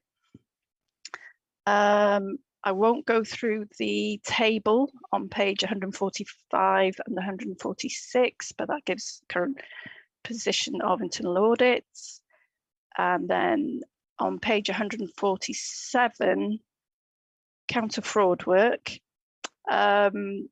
Just to make you aware, the number of referrals we've received in 21-22 so far, there have been 3 allegations that have come through to internal audit, and all are currently under investigation. Just to mention that where whistleblowing concerns are raised that include a referral to internal audit, that's incorporated in that figure. Because I know Gary Williams reports whistleblowing separately to the committee as part of the annual whistleblowing report. I propose to leave it there if there are any questions. Okay, thank you, Lisa. Ellie, is that an old hand up, or was you very quick? I was very quick indeed, and he's just brought me my coffee, so I'm enjoying this. It was good to read, Lisa, that out of this is the business grants, out of the 6,887 payments, only 3 duplicates were detected by our staff and 3 by Civica. So that was interesting to read, because that's quite it's not far off 7,000, isn't it? And then because I'd worked in a school and I was always doing the school fund certificates, glad to know that you're continuing to prompt the schools for their school fund certificates. And I'm having a laugh about that, because I did that for 25 years. And also, this is a concern, the alerts from the National Anti-Fraud Network, the NAFN, relating to business rates grants, mandate fraud. Was that, yeah, I don't know if was it sorted out? Yeah, we get alerts from NAFN, I call them, but yeah, it doesn't roll off the tongue. They send us alerts, and to be honest, they have been increasing. There's a lot more alerts coming through now, and I disseminate those to the relevant officers within the council. In terms of mandate fraud, that's where someone alleges to be a supplier, and they ask to change the bank accounts of that supplier for payment from the council. Naughty. Yes, and there's a lot of those coming through. But the team in Steve Gadd's service are very hot on it. They've got controls where they've got contact details for their suppliers, where they will make sure that they confirm any change of bank accounts before they're processed. So good. Yeah. So I'm I mean, I'm pleased to know that they're onto it. They're onto it. Thank you. Thank you, Martin. Thanks, Mr. Chairman. We discussed this in the pre-meeting earlier this morning, because my concern is that every report we receive now, and we look at it, a lot of it comes down to shortage of resources, in other words, staff.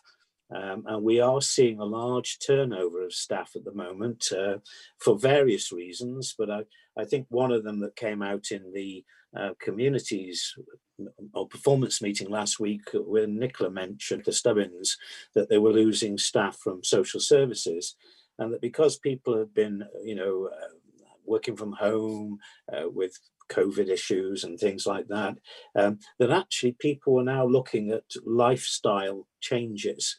And a lot of people are making some very big decisions about where they want to work and how they want to work in the future, whether they want to work, taking a retirement, etc. So I just, raise that as an observation, as a concern. I know Gary mentioned this morning, and perhaps you want to just mention it now, that the county are looking at this as an issue. But I have serious concerns that if we continue to hemorrhage staff, we're talking about HGV, not enough HGV drivers. I heard that last week in a service challenge. We're still IT staff are quite a high turnover of staff there because they go off to other parts of the sector, business sector, etc. Even down to care workers and things like that. And when you look at the hospitality trade in the United Kingdom, they're really struggling. And I think a lot of chefs, while they've been at home, have decided to look at lifestyle changes, and they're working elsewhere now, rather than working in the long hours that you'd normally expect in hospitality.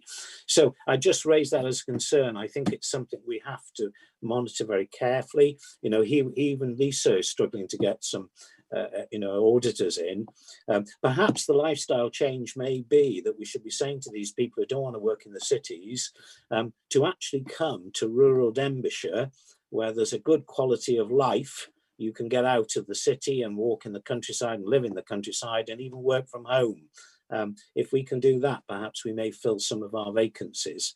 But I just wanted to make that point. And I don't know, Gary, if you want to say something about what you were saying earlier. Thank you, Martin. Yes, I think the exercise you're referring to is that this autumn we'll be going through, and we do it regularly, a workforce planning exercise where we'll be, HR will be talking to all the services about what their staffing issues are in terms of recruitment, retention, succession planning, all those sorts of things. And we will be looking at the impact that the last sort of 15, 16 months has had. I think you're right, people are reevaluating how they live their lives and how they want to live their lives in respect of work. We also need to understand how the employment market will settle down, or whether some of the changes that are occurring are going to be permanent. So we do know that with the increase in remote working across the board, including the public and private sector, that people are able to fish in a larger pool where jobs are concerned, and it's possible for people to apply for jobs further afield because they don't need to consider relocation or extra commute, and it makes those jobs more attractive. That there could be some benefit to us in that we may have people who would be more attracted to some of our positions because of the same factors the other way around. But yes, recruitment and retention is going to be an interesting issue for us over the coming period. And what we'll need to understand is whether the changes that COVID has brought about are permanent, semi-permanent, or transient. And I suspect they won't be transient, but we will be looking into that and seeing what we can do about some of those things. Okay, Martin.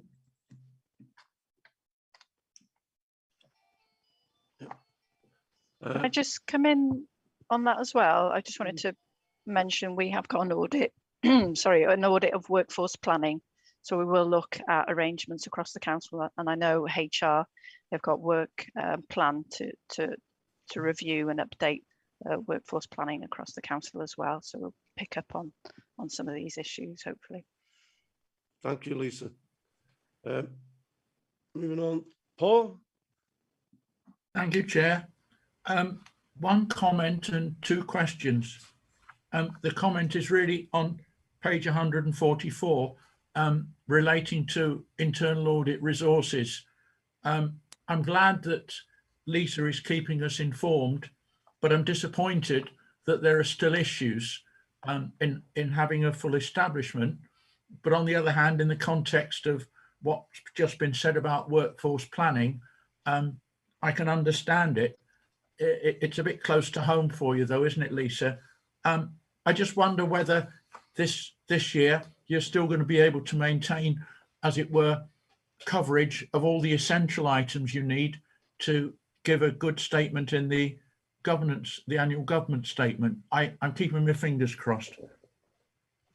The second question I have is on page 147, progress with counter fraud work. There's reference there to a governor's board. A question I have is this: given the issues that we've had with schools over the years collectively as a committee, I'd like an assurance that the governor's board is effective, specifically its role and responsibilities, membership and attendance. Is it possible if you just give a quick rundown on that, please?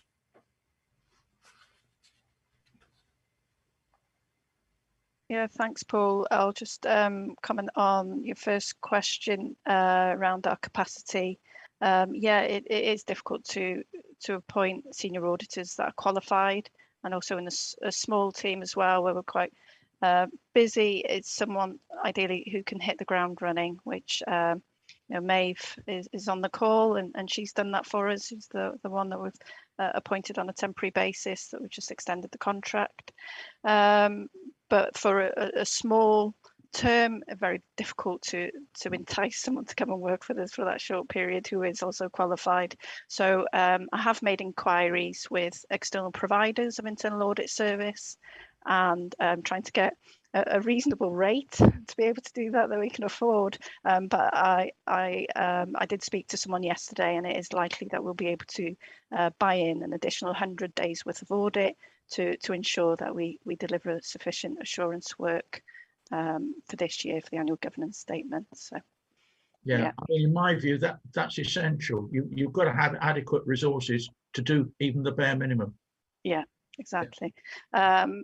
The Governor's Board, I just attended that one meeting to give an update around internal audit and what we do, but also around school funds. I'm sure Councillor Ellie-Chard would be pleased to hear.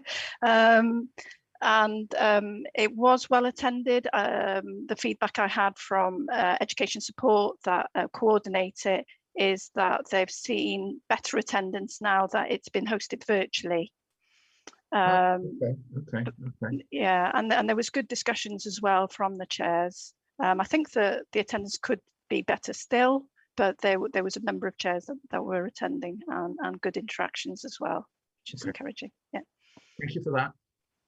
Thank you, Chair. Thank you, Paul. Any more questions, members, before I bring a non-committee member in? No. Okay, Mary. Yeah, Thank you very much once again, Mr. Chairman. Page 139 in Welsh. Project Management SC2 this year. Towards the end on page 139. However, a project closure report has yet to be completed to capture details such as good practice, lessons learned, and benefits realization plan. When are you expecting that this will come in?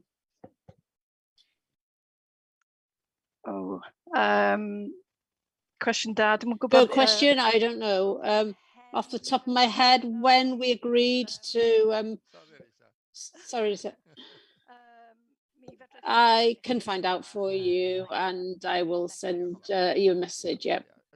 Yeah, thank you. If you could let the committee know as well. So yes, thank you. Thank you, Mary. Paul, is that another hand up, or is it over? Yeah, sorry, Chair. One item I didn't mention. I raised the question of possibly this requirement to have an effective committee training session, given the discussion last time about additional Audit Wales reports coming through. I just want to flag it up because I don't think we should forget it. Okay, Paul. Lisa, do you want to answer that one? About additional training. Yeah, if Um, the effective audit committee one. Yeah, I have made inquiries with Democratic Services who coordinated that, and I'll see where that's up to, because it should be that we can deliver that remotely. And appreciate there's 2 new members as well that would benefit from that. I suppose it's just in terms of timing and what we can do now in terms of perhaps a briefer update, considering there'll be a new council next year. So yeah, definitely still need to make sure that's delivered, and we'll just consider how best to deliver that in terms of value for money, basically. Yeah. Okay, Paul. Thank you, Chair. Thank you. Moving on then, members, if we go to recommendation, that the committee considers the report content, assesses internal audit progress and performance, that the committee decides whether it needs further assurance on any of the audit areas to follow up progress with implementing the improvement action plans. Over to you, members. Are you happy with that? Yeah, we're happy. So Ellie's proposed. Yeah, Martin second. Martin second. Thank you. Moving on then to agenda item number 10, which is internal audit follow-up project management of the Queen's Building. It's pages 151 to 162. Mr. Chairman, could I suggest we have a 5-minute break? And yeah, if you want, we'll have it after this, but okay. Oh, right. Okay. 5-minute break now. 5-minute break, that would be great. Thank you. Yeah, I'll see you just after 12:30. Thank you. Just before we start, we've had a message that Lisa has got an update on for Merrick's question. Oh, thank you, Chair. Yes, I've just checked our report on SC2, and the agreed date for completing the closure report is the end of August 2021. 2021, sorry. Okay. Merrick, did you get that? I'm not sure whether he's back, you know. It'll be on the webcast if you want to No. refer back. Well, it'll be on the webcast now anyway. Yeah, thank you, Lisa. Okay. Moving on then to agenda item number 10, which is the audit follow-up, the project management of the Queen's Building, pages 151 to 162. To receive an update on progress in implementing the action plan that accompanied the internal audit report on the project management of Queen's Building, which presented to this committee in January 21. I think Lisa's going to start, is it? And Tom Boot is with us, I believe. Okay, Lisa. Thank you. Yes, I just want to mention that this is a follow-up review. When we do the follow-up, we just look at the action plan and the agreed actions to implement any risk issues that were raised. And the follow-up identified that there'd been good progress in terms of addressing the action plan, with 8 out of the 12 actions being fully implemented. So all the major risk issues had been implemented, which is worth pointing out. There remains 4 actions that are in progress, and then mainly relate to the general project management system, VERTO, which is used, and also guidelines linked to that system. That's been delayed because the existing system was due to go out to tender, and I understand that's just been completed. So we've extended provided revised dates for those actions, and we're due to follow up in December 2021. But following the results of our review, we do reassess the assurance rating that was given, and due to the number of actions and the progress with implementing the actions agreed, we now provide a medium assurance rating for this area. So we've attached the appendix, which is results of our reports. Just to point out, it's the last column of the table that shows the results of our follow-up activity. The previous 3 or 4 columns, even in terms of the agreed action, the original issue, and the manager response and target date, is what was lifted from the action plan from the original audit. Sorry, that might be self-explanatory, but I just thought I'd point that out. Thank you, Lisa. Tom, did you want to come in? No, I don't think I've got anything specifically to add on that, but I'm happy to take any questions on the project that members might have. Thank you, Tom. Any questions from members? The report self-explanatory, and as Lisa has gone through there and told us that those major risks have been dealt with. Martin's got a question. Thanks, Chairman. Just a question of, obviously, the Virto system. Are you looking to replace that? That's the first question. And also, when we talk about access levels, what do you mean by that? What's involved? Okay, the Virto system was due for the contract was ended. So I understand the tendering process has been going on for a few months. I believe it's been concluded, but I wouldn't want to go on record to say who the winning tender was. But I understand it's the same. It will continue to be the Virto system. I don't know if anyone else update on that one, but I can get the information from Nicola Neal, who's led on that activity. That's my understanding as well, Lisa. Yeah, okay, good. The access level, it's the people who have access to that Virto system, and the reason why we raised the issue was that someone had a fairly high level access to the system due to their previous role, and so they were able to move a project forwards where there's certain decision gates that need to be in place.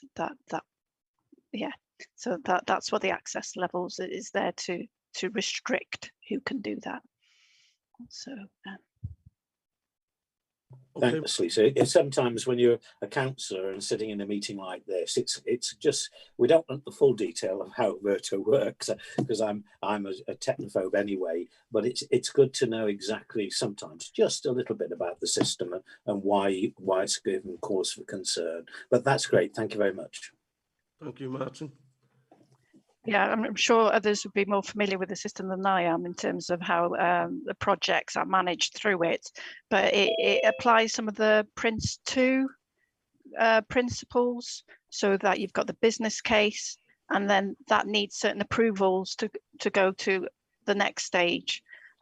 So rather than have lots of documents and a lot of emails and things like that, I think the Virto system is meant to try and streamline it to an extent. There might be different views on whether it does, but that's what it's there for. Thank you, Lisa. Any more question, members? Then I'm going to push on. Go to the recommendation. I think, sorry, Chair, I think the leader was joining for this. I think he's just joined. I don't know if he had anything he wanted to say. Yeah. Leader, do you have anything to add?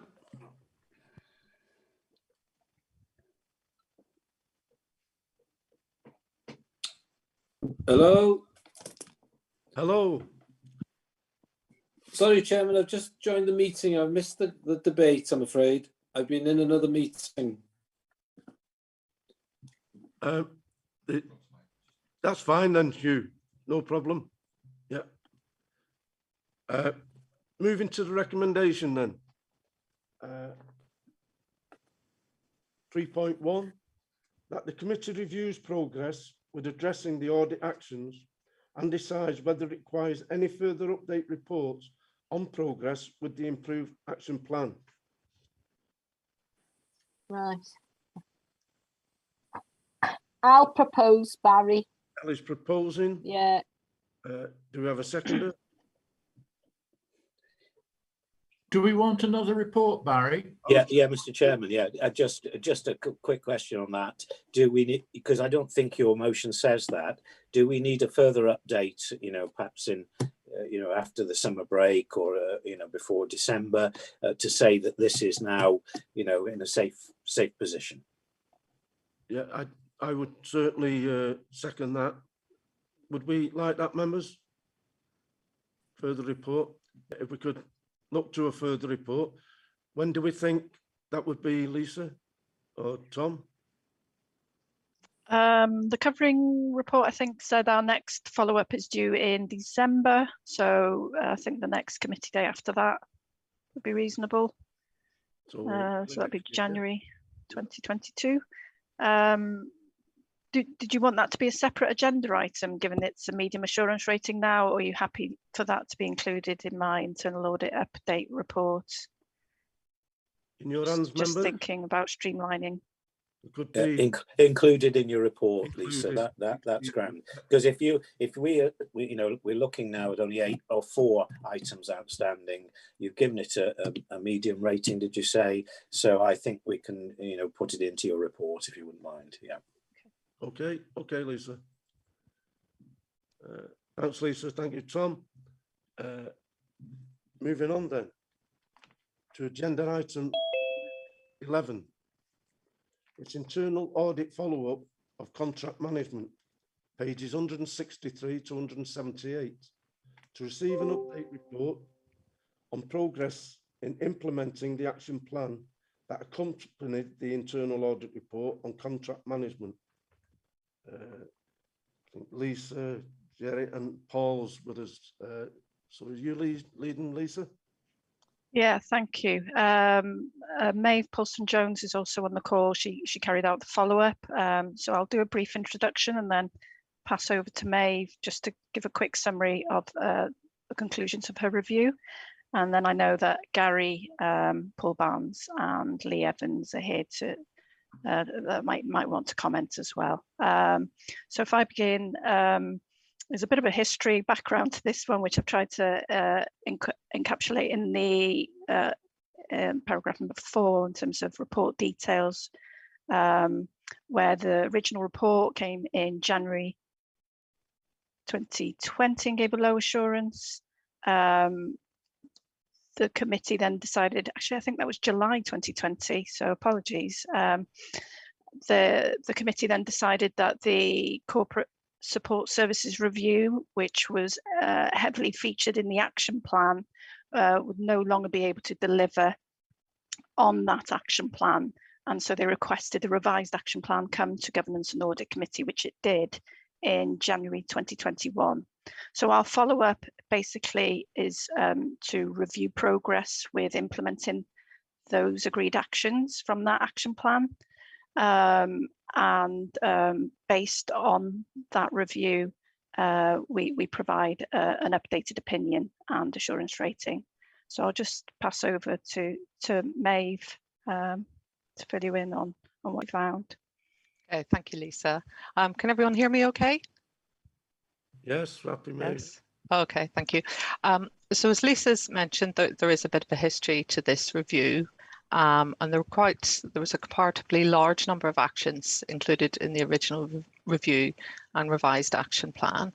And while a number of these had already been implemented and completed at the beginning of this year, there remains 7 of the 14 total actions. You're breaking up badly. I wonder if you could turn your video off. Okay.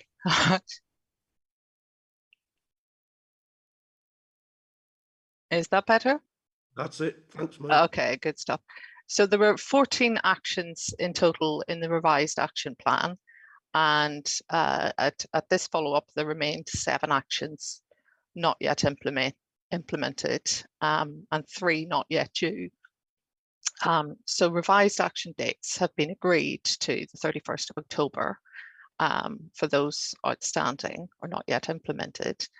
As we've noted in the report, the implementation of a number of the outstanding actions was largely contingent on the senior leadership's team's approval of the contract management framework, which had in fact been drafted earlier this year.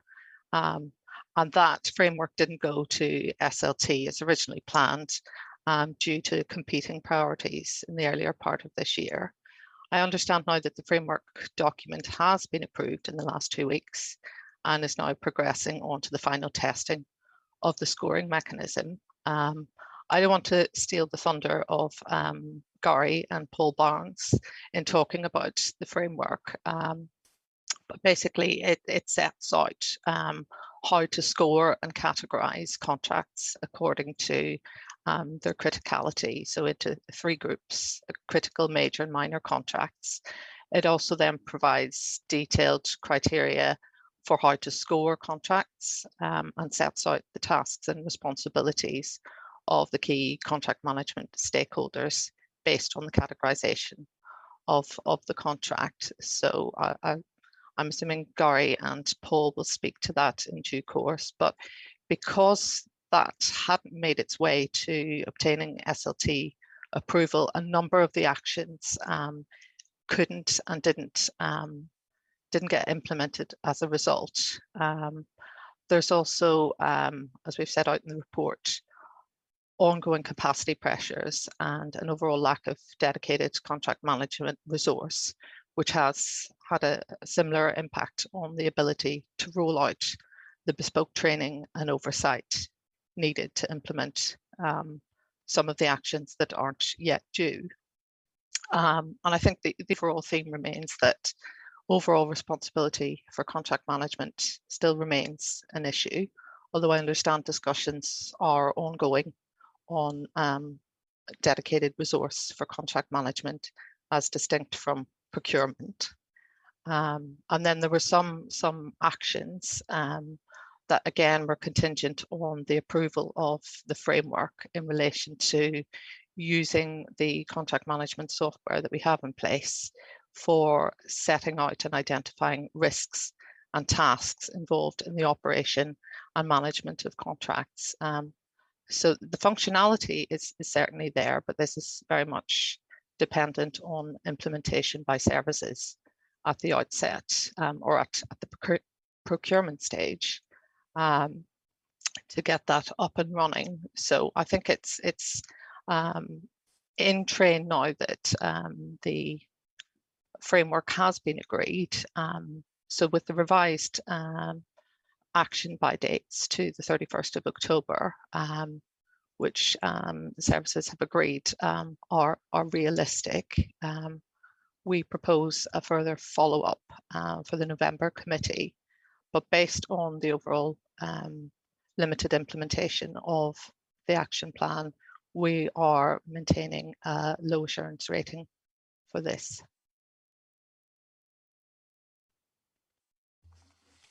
Yeah, if I can bring Gary in. Thank you, Chair. And I'd like to thank Lisa and Maeve for the report and the assistance that they gave us earlier on in the action plan as well. The first thing I need to say is that the delay in respect of the contract management framework approval is mine and mine alone. Paul did a great job with help from Lee and colleagues in procurement in establishing a draft contract management framework earlier this year. And then it fell to me to take it through the SLT process to gain approval. And as you've heard, the competing priorities, I didn't get that done as quickly as I should have done. And there are a number of actions within the action plan which are contingent upon that approval. That approval has now been given. SLT received a presentation on the draft contract management framework on the 15th of July, and they endorsed it as a concept and a way of working going forwards. In brief, and if anybody's got detailed questions about the framework, I'm sure Paul will be able to answer them, but the framework seeks to do two things primarily. First of all, it's to make sure that at the outset of a contract, the risk associated with that contract has been properly assessed and scored. And there is a questionnaire for contract managers to complete. And then dependent upon the answers to those questions, there are scores, and there's a scoring matrix which would give them a resultant classification of very high, high, medium or low risk. And then for each of those categories of contract, there's a corresponding task list of things which contract managers should be doing as a minimum set of activities for a contract which carries the risk classification that's associated with it. Once that contract has been awarded, then the Proactus system can be used to enter into their details of the contract, its risk classification, and set up reminders for a number of activities on the task list for that relevant contract, so that the system will remind the contract manager when things need to be done.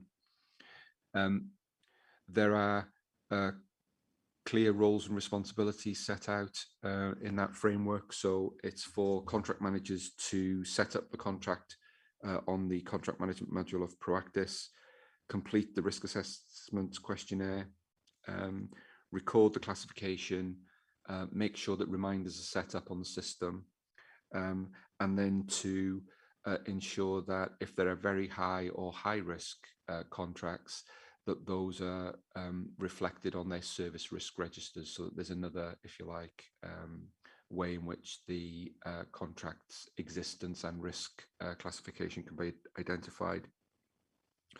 What it's envisaged procurement will then do is that they'll produce monthly reports for heads of service, so that they've got a full list of the contracts and the new contracts and their classification, and then they can pick up those actions then with their service managers or people who are responsible for contracts within their service. What we hope to do is to be able to provide more bespoke training around the contract management framework, and also to perhaps set up some sort of internal forum for officers who work in contract management in services to be able to share best practice, share advice, ideas, etc. So that's basically where we're up to. And as I said, the number of actions that are yet to be implemented were contingent upon the framework being approved. And as I've said, the framework was produced promptly by Paul, and it's a really good document. It's been endorsed by SLT now, but the delay in getting endorsement was down to me, so I apologise for that. Thank you, Gary.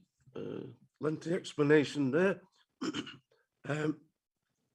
Over to members. Martin, you've got your hand up. Thanks, Mr. Chairman. Just again for a point of clarification in relation to the process itself. On page 171.1, it talks about some of the key issues there. I'm assuming that what we have is procurement start this ball rolling and they negotiate with various individuals. We decide on a supplier, and then there's a hands off from procurement to a contract manager. Is that the way it works? Just as a matter of interest on that one. And the only other question I've got on this, because obviously it's quite a worrying area, this, and it's great to hear, Gary's made it quite clear that things are in hand to tighten this up. But do we know, because one of the comments is that community benefits were not monitored, and I assume this is 106 agreements and things like that, and we could have missed out on funding there that would have been useful to communities and to the county, come to that matter of fact. Can I just ask, is that now all been tightened up, basically? Thank you. Yes, just the first part of your question, Martin. Procurement has never been, the procurement team was never set up or resourced to be contract management. So the procurement team deal with the procurement side of things, and then it's the responsibility of services to manage their contracts. Now, the CSSR project was looking at whether or not there should be some centralized team that would deal with procurement, commissioning and contract management, but clearly that project fell by the wayside. So what we're doing through this action plan is seeking to set up a framework that contract managers can have to ensure consistency across the council. Now, there are some really good examples of good practice in contract management, and Paul is one of those examples and is the author primarily of the contract management framework. So no, procurement were not involved in contract management previously. And what procurement have done is to provide some generic contract management training, and they can provide advice and assistance to contract managers in terms of the module on Proactis, which assists with contract management. But the doing of the contract management is down to individual services. And what we need to do is create a framework and an environment that makes it easier for them to be able to do that in a consistent way. In terms of the community benefits, the Community Benefits Hub is something that was an initiative that we brought forward. I always lose a year with COVID a couple of years ago. And the idea there was to ensure that we had a consistent approach and a resource to advise services on the sorts of benefits that they could get out of their procurements, just to make, if you like, our public sector pound go further. And tied into that, there was an audit of Section 106 agreements, I think that's right, isn't it, Lisa, which felt that there was no sort of general oversight in respect of 106 agreements and monitoring the delivery of the benefits that were to accrue from there. And when we created the Community Benefits Hub, we included that as part of their remit. So the Community Benefit Hub is up and running now. It's fully staffed. And they're providing lots of advice to services on the sorts of benefits that they can ask for, and that in many cases suppliers are waiting to be asked for. They expect to be asked for it. So it's making sure that we're giving them advice that they can get stuff that's proportionate, but also that's connected to the subject matter of the contract. It can't just be a free-for-all ask. And they're also doing a lot of work with Flintshire collaboratively. Flintshire have a slightly different system. They use social value, we use community benefits. The idea was that where we're doing collaborative procurements, we need to be able to score the two things the same. Otherwise, we'd effectively be having to score the submission separately for each organisation. So there's a lot of work being done to make that work so that we can still procure jointly with Flintshire, and we can still each do what we want in respect of the community benefits or social value aspect of those contracts. So that's where community benefits are up to, and I know they're doing quite a lot of good work with services now to make sure that they've got the information they need to ask for the right sorts of community benefits when they're procuring. Gary, thank you very much for that. Actually, that's clarified more, because I always thought that community benefits maybe 106 agreements on, housing developments and things like that. So there's more to this than that actually meets the eye. So thank you for clarifying that. That's great. Thank you. Yeah. So for example, it could be the provision of apprenticeships or training. Certainly in the construction sector, we get a lot of community benefit out of that. It's requiring people to use local supply chains. It's all those sorts of things. And we're looking to sort of move that further along and align it with the council's corporate priorities, and to make sure that where suppliers are providing us with a contract, we're getting something else on top as well. Thank you, Gary. Thank you, Martin. Steve, you wanted to come in? Yeah, just briefly, Chair. I just wanted to stress that the model that we're looking at here, I think, is an improvement on what was being proposed at CSSR. So, the model is that we have a small resource in the corporate centre to help coordinate and help services deliver the framework and deliver contract management, and to monitor compliance, but the actual contract management will be still done in the services. So I always remember Peter Daniels and his monitoring of bus contracts. Sometimes this is best done in services. The services know their suppliers. They can pick up on small things. I always remember Peter Daniels saying that actually he started to get worried about bus companies when they didn't change their tyres as often as they did, or didn't clean their buses as often as they did. The little things that you pick up from managing on the ground. So I think it's a positive story about a model that we really do think can work, but it does need some extra resource just to do that, helping to coordinate and helping to give services the information they require and the training they require. And hopefully that will put us in good stead going forwards. But it's trying to get the best of both worlds, so capturing all the expertise that services have, but having a central coordinating role to help give us assurance that that work is being done properly. So I just wanted to mention, be a bit more, put a positive slant on it, I suppose. Thank you, Steve. Paul? Thank you, Chair. An observation rather than a question. All I was going to say was that from many years' experience, I can confidently state that you'll only get proper contract delivery or a good contract performance if you've got strong and well-trained contract management. It's a key control, and it's not good to rely on a so-called good contractor or a good supplier. It won't work. So I'm really pleased to see this being progressed. Thank you, Chair. Thank you, Paul. Good comments. Any other members of the committee before I bring Merrick in? No? Merrick? Thank you very much, Mr. Chairman, and thank you for the report. There's a few places that I've noticed, and maybe you have responded to this already, but if I could draw attention to a few places. Page 3 in the blue reports. I don't think there are pages, committee pages here. Limited progress made in addressing the action, audit opinion, as set out in revised plan agreed in January 2021.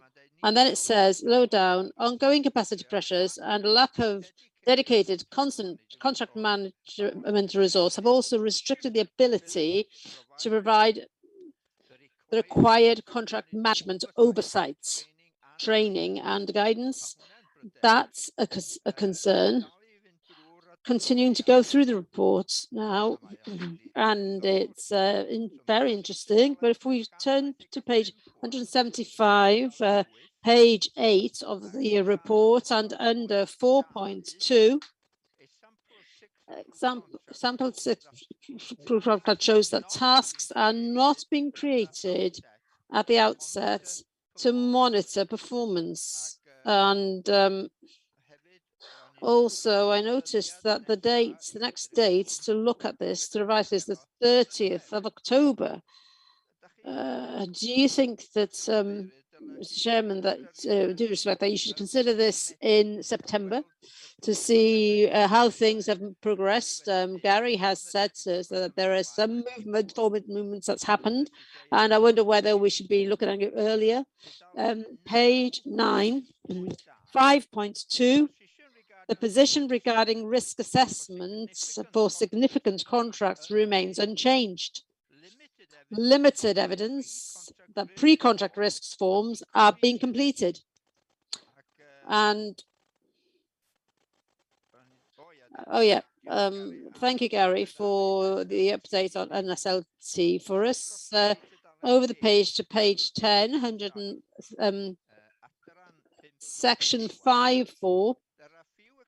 There are a few examples of significant or strategic contracts being captured on service risk registers. You know, that's important to consider that. And then you talk about 6.1 that has been raised already, and Gary Williams has responded fairly. But I'm still having difficulties with the 106 agreements funds. There is some mystery here. You know, when it comes to schools, if the within it, if they've said that the money is to go to schools or towards the local school, it's not clear. There has been some difficulty in Chapman's at the moment because of that. But I wonder whether it's worth changing that date to look at this a bit earlier.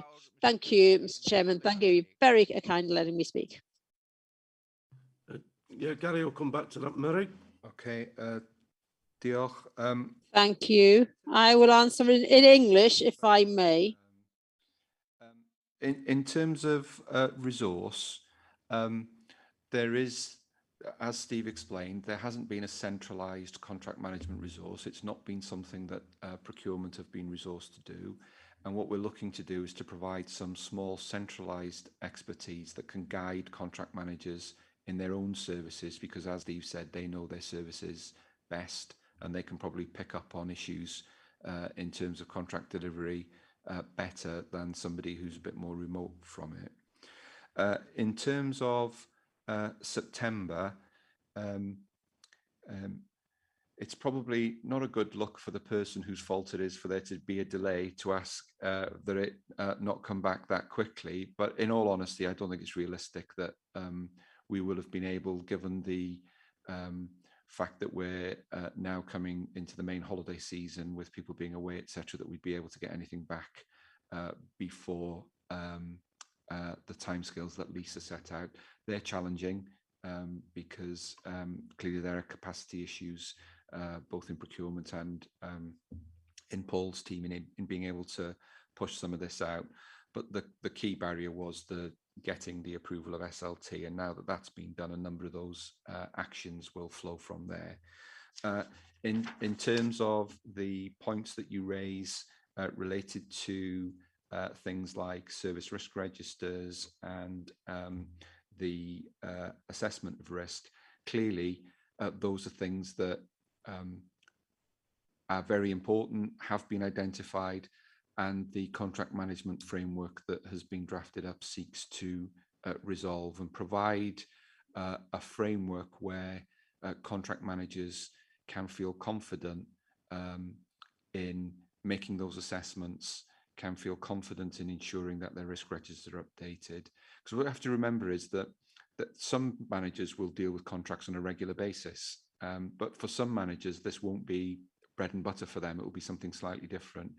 And it's trying to make sure that whether you do a lot of contracts or only a small number of contracts, you're operating to a consistent corporate standard. And to be fair to those who don't do it on a routine basis, that there's somewhere they can go where there's clear advice and guidance, so that they can pick up a contract and feel that they've got an aide memoir, a checklist to make sure that they can operate that contract and manage it properly. So that's what we're trying to do. And as Steve said, that's probably better than having some sort of great big centralized hub doing it. But it will take time to embed that. We can provide the training, we can roll the framework out, but it's keeping on through regular reports to heads of service, for regular discussion at service management meetings, that people feel comfortable with the framework and that they are able to operate it effectively. And clearly, there may be things when we go out to services with details of the framework that they'll say, well, actually, our experience or our expertise in this area says that may not quite work for us, and we'll need to talk to them about what would be the most effective way of proceeding with that. But that's where we're up to, and I don't think we could come back in September. Okay, Gary. Okay, Mary. I thought I'd asked a few other questions as well about 5.2, the risk forms and not being completed, and the 106 agreements. Sorry, Mary. Yes, about 5.2.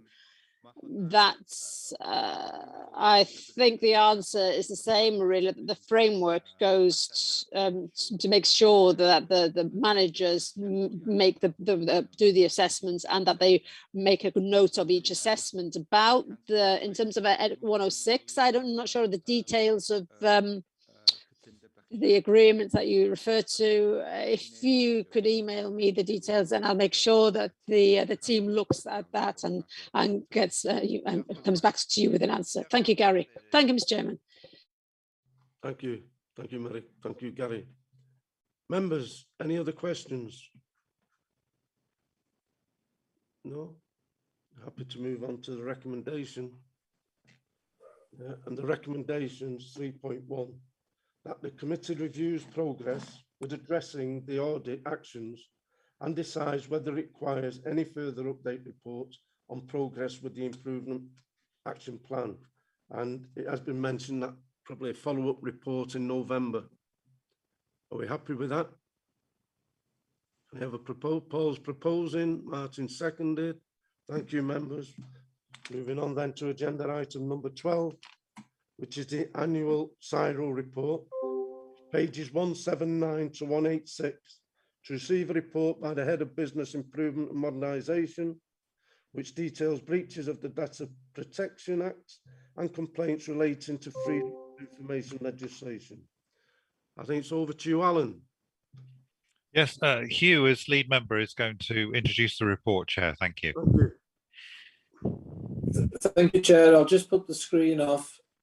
Thank you for that. Yes, this is a standard annual report, an update on breaches of Data Protection Act that have been subject to investigation. I'd like to just draw to your attention two specific paragraphs, if I may, please. 4.1, the data protection breaches between April 2020 and March 2021. There was an increase in the breaches in those years, and I'll ask Alan to give the background of the response to that. And also refer to 4.6 of the report, which is that for the first time schools have been included in this report, and we've been able to provide, although it's the school's responsibilities, we have been able to provide an officer to work with the schools to provide support, which I think is really important. And also another important aspect of the report is that we do provide training to data protection, because the circumstances, the working experience has changed due to COVID, for people working from home. So we do provide support for staff in how they deal with data now, which is a different context to what it would have been working directly from the office. But I'll ask, if it's okay, Chair, I'll ask Alan to take you through the finer detail of the report. Thank you, Leader. Thank you, Hugh. I'll take you through the report. As Hugh says, this is an annual report on the on what is an important subject. In that we have a responsibility to look after people's data, use it correctly, make sure it's safe, and so on. And you will imagine that as a council, we use a great deal of personal data in our working with communities and with individuals. So it can be a challenge sometimes to make sure everything works properly. And you'll see this report is intended to give you a picture of the last year, which is up to March 2021, actually. So it's the year up till then. It's important that governance and audit have an oversight of this so that members can be confident that we are managing data safely in the council and that they have a good picture of what's going on. So my role as Senior Information Risk Officer is to keep an overall picture of how we're managing data and to investigate, lead investigations, particularly when there are breaches in the protocol and things go a bit wrong. I work very closely alongside the Data Protection Officer, who's based in Lisa Jones in Legal, and other officers too who have a role in this. So it's not just so there's definitely a team approach to it. I think, as the leader has said, the report is different this year in that we're dealing with data protection breaches as before. I've also got information about FOI and EIR requests, which I'll come to. But and for the first time, we do have some information about schools, which is important as an important area where it's important to us as a council that goes well. So as I say, for the first time, we've got some information on that. But if I just wanted to take you first to data protection breaches. Now, these are important in that when things go wrong and we either lose people's data or we send it to the wrong place or we share it with the wrong people, We tend to worry about the reputational issue about that with the Information Commissioner, but actually it's always worth stating that that doing that can have a direct impact on people's lives. And so it's actually a very personal thing. If your data is shared wrongly or goes to the wrong place or so on. And this year, I'm two things. I'm glad to report that we haven't really had a serious breach this year in the year we're talking about, but we have had quite a lot more than we did the year before. As Hugh said, we had 22 data breaches in the year to 31st of March. The previous year there was only 13, so it's quite a big difference actually. And I've just seen a little table there about what's happened there, so you can just get an idea about it. 6 of those were where people had basically put the wrong documentation in an envelope, or they'd mixed it up with somebody else's, and somebody else's details had gone off to somebody.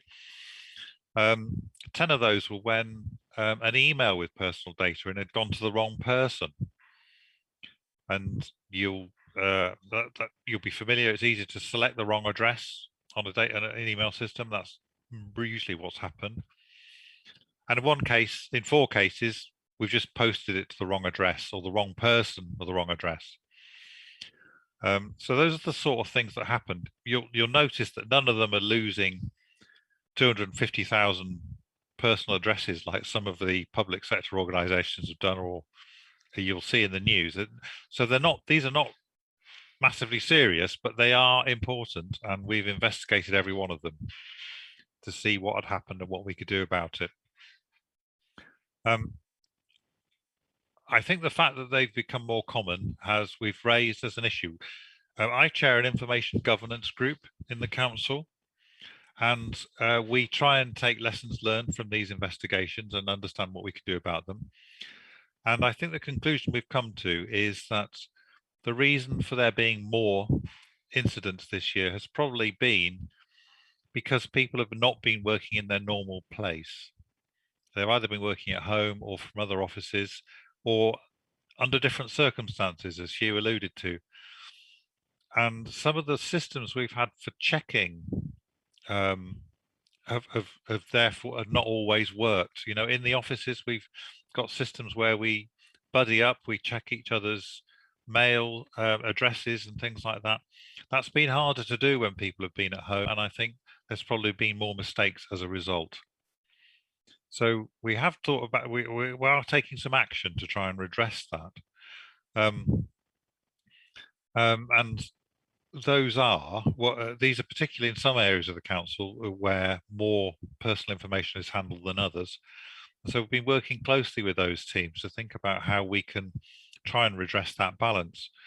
One of them is a really obvious one, is that you'll all be familiar with Microsoft emails. Is when you choose an email address, it suggests who you might be thinking of.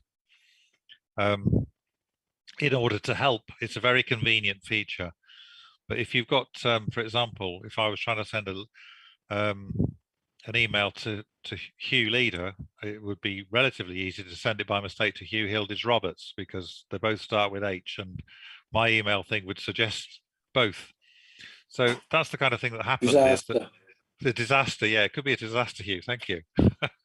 But you can see it's easy to do, and that's been that's the email containing personal data. That's broadly what's happened in nearly every case, is that people have been in a hurry.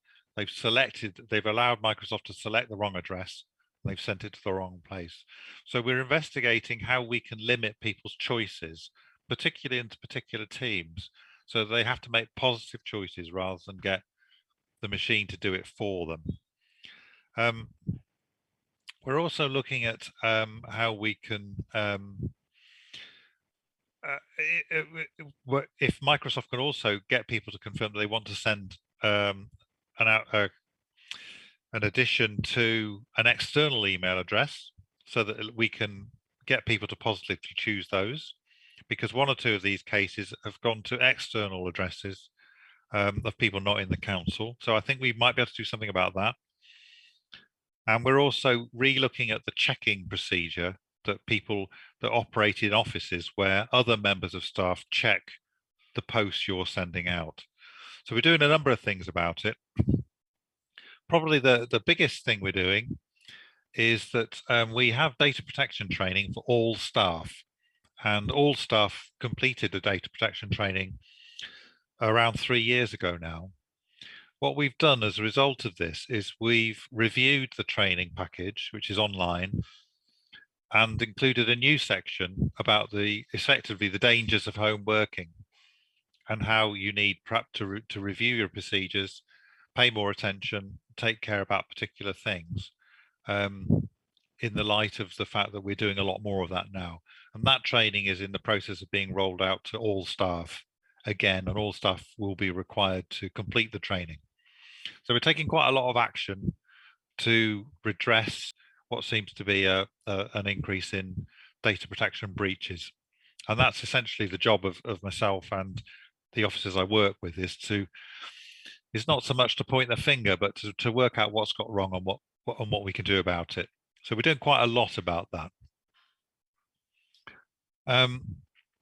In terms of GDPR, pretty much all that work is complete now. And a lot of work over the last few years has gone into doing that. In terms of freedom of information, FOIs, environmental information regulations, EIR, and subject access requests, the levels of those are down this year. Overall, particularly FOIs have gone down. EIRs have gone up. We think that's because independent researchers haven't had access to our offices, which have been closed. And so instead of coming to do the research themselves, they're submitting environmental information requests. So we might expect that to change. The fact that FOIs have gone down, it might again be because of the pandemic and people haven't been at work so much. So again, we might expect those to level off. But as you can see, 2021 really bucks the trend in terms of overall inquiries, requests for information, because that's the first time it's gone down in quite a number of years. So I think we'll wait to see if that comes back up, and I imagine it probably will. It's taken us, our performance in responding to them is slightly worse again this year. And we think broadly those requests are handled by individual officers embedded within services. And we think probably the fact that we've taken slightly longer to find the information requested and to answer those requests is because of the general sort of dislocation of the pandemic. You know, people not being in the office, or people actually redeployed to other functions and dealing with perhaps more urgent things. Requests for review, people are, if we refuse to issue information or say we shouldn't, they requesters are able to ask us to review that request. In about half of those, we did review it and issue the information, and in the other half we didn't. We've only had the Information Commissioner has been involved in 3 of those cases during the year, but only one of them was pursued in the end, and that was on a minor matter. So we've had pretty good arrangements with the Information Commissioner over the course of the year, and they haven't had any serious reason to sanction us, in fact. Schools 4.6, 4.7 tells us a little bit about what's been happening in schools. Obviously, they're working with us voluntarily, but it's useful to have that information, and we try and support them as best we can. They've reported 14 minor breaches, including one cyber incident, which was a phishing email. Again, they were mainly minor incidents. And with schools, as with all ours, when we do lose data or personal data, the first thing we do is try and get it back. And that can even include going to somebody's house and reclaiming a letter, or making sure it's destroyed. We also tell the people who are affected by it. And the consequence of that is we even have started to have claims for damages when that's happened. We've had a few of those this year. That's probably the first time, well, not the first time, but we've had, I think, 3 or 4 of those in the year, and that seems to be a developing trend. So that's the information, Chair.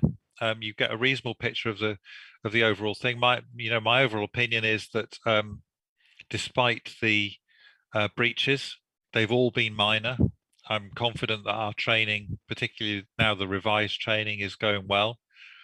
There's very good engagement from services with the process, in that services feel comfortable in reporting when things are going wrong. It doesn't turn into a witch hunt. What it is about trying to work out what's happened, how we can mitigate the damage, and what lessons we can learn. I think that's the most important thing. So I feel, on balance, we've got a pretty good system. We're not taking anything for granted in this. I'm trying to keep up to date with new things as they happen. But as I say, I think the main evidence is we've not really had to report any significant breaches to the ICO this year, which is I'm very happy about, and tells me that things are working reasonably well. Anyway, I'll leave that to the committee to decide, Chair. I'm sure the members may have other opinions, but that's all I was going to say on that. Thank you, Chair. Thank you, Alan, for a comprehensive run through on the SIRO. Members, it's over to you for questions. I see Martin with his hand up. Thank you, Chair. Alan, thank you for that. Was a very comprehensive report there, and I don't think I've got any particular questions on the report itself. But just as a point of information, freedom of information requests targeted at councillors. If somebody asks for copies of a councillor's emails or things like that, is it correct that the councillor cannot be told who has made that request against them?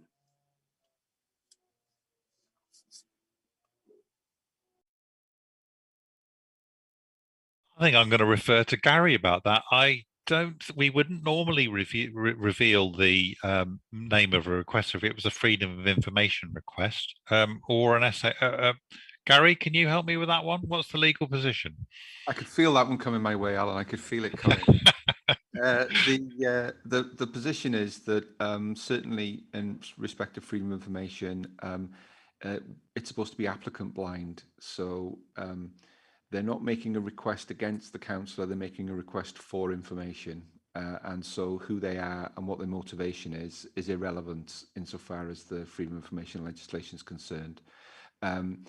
So yes, councillors' emails on our system would be caught by freedom of information.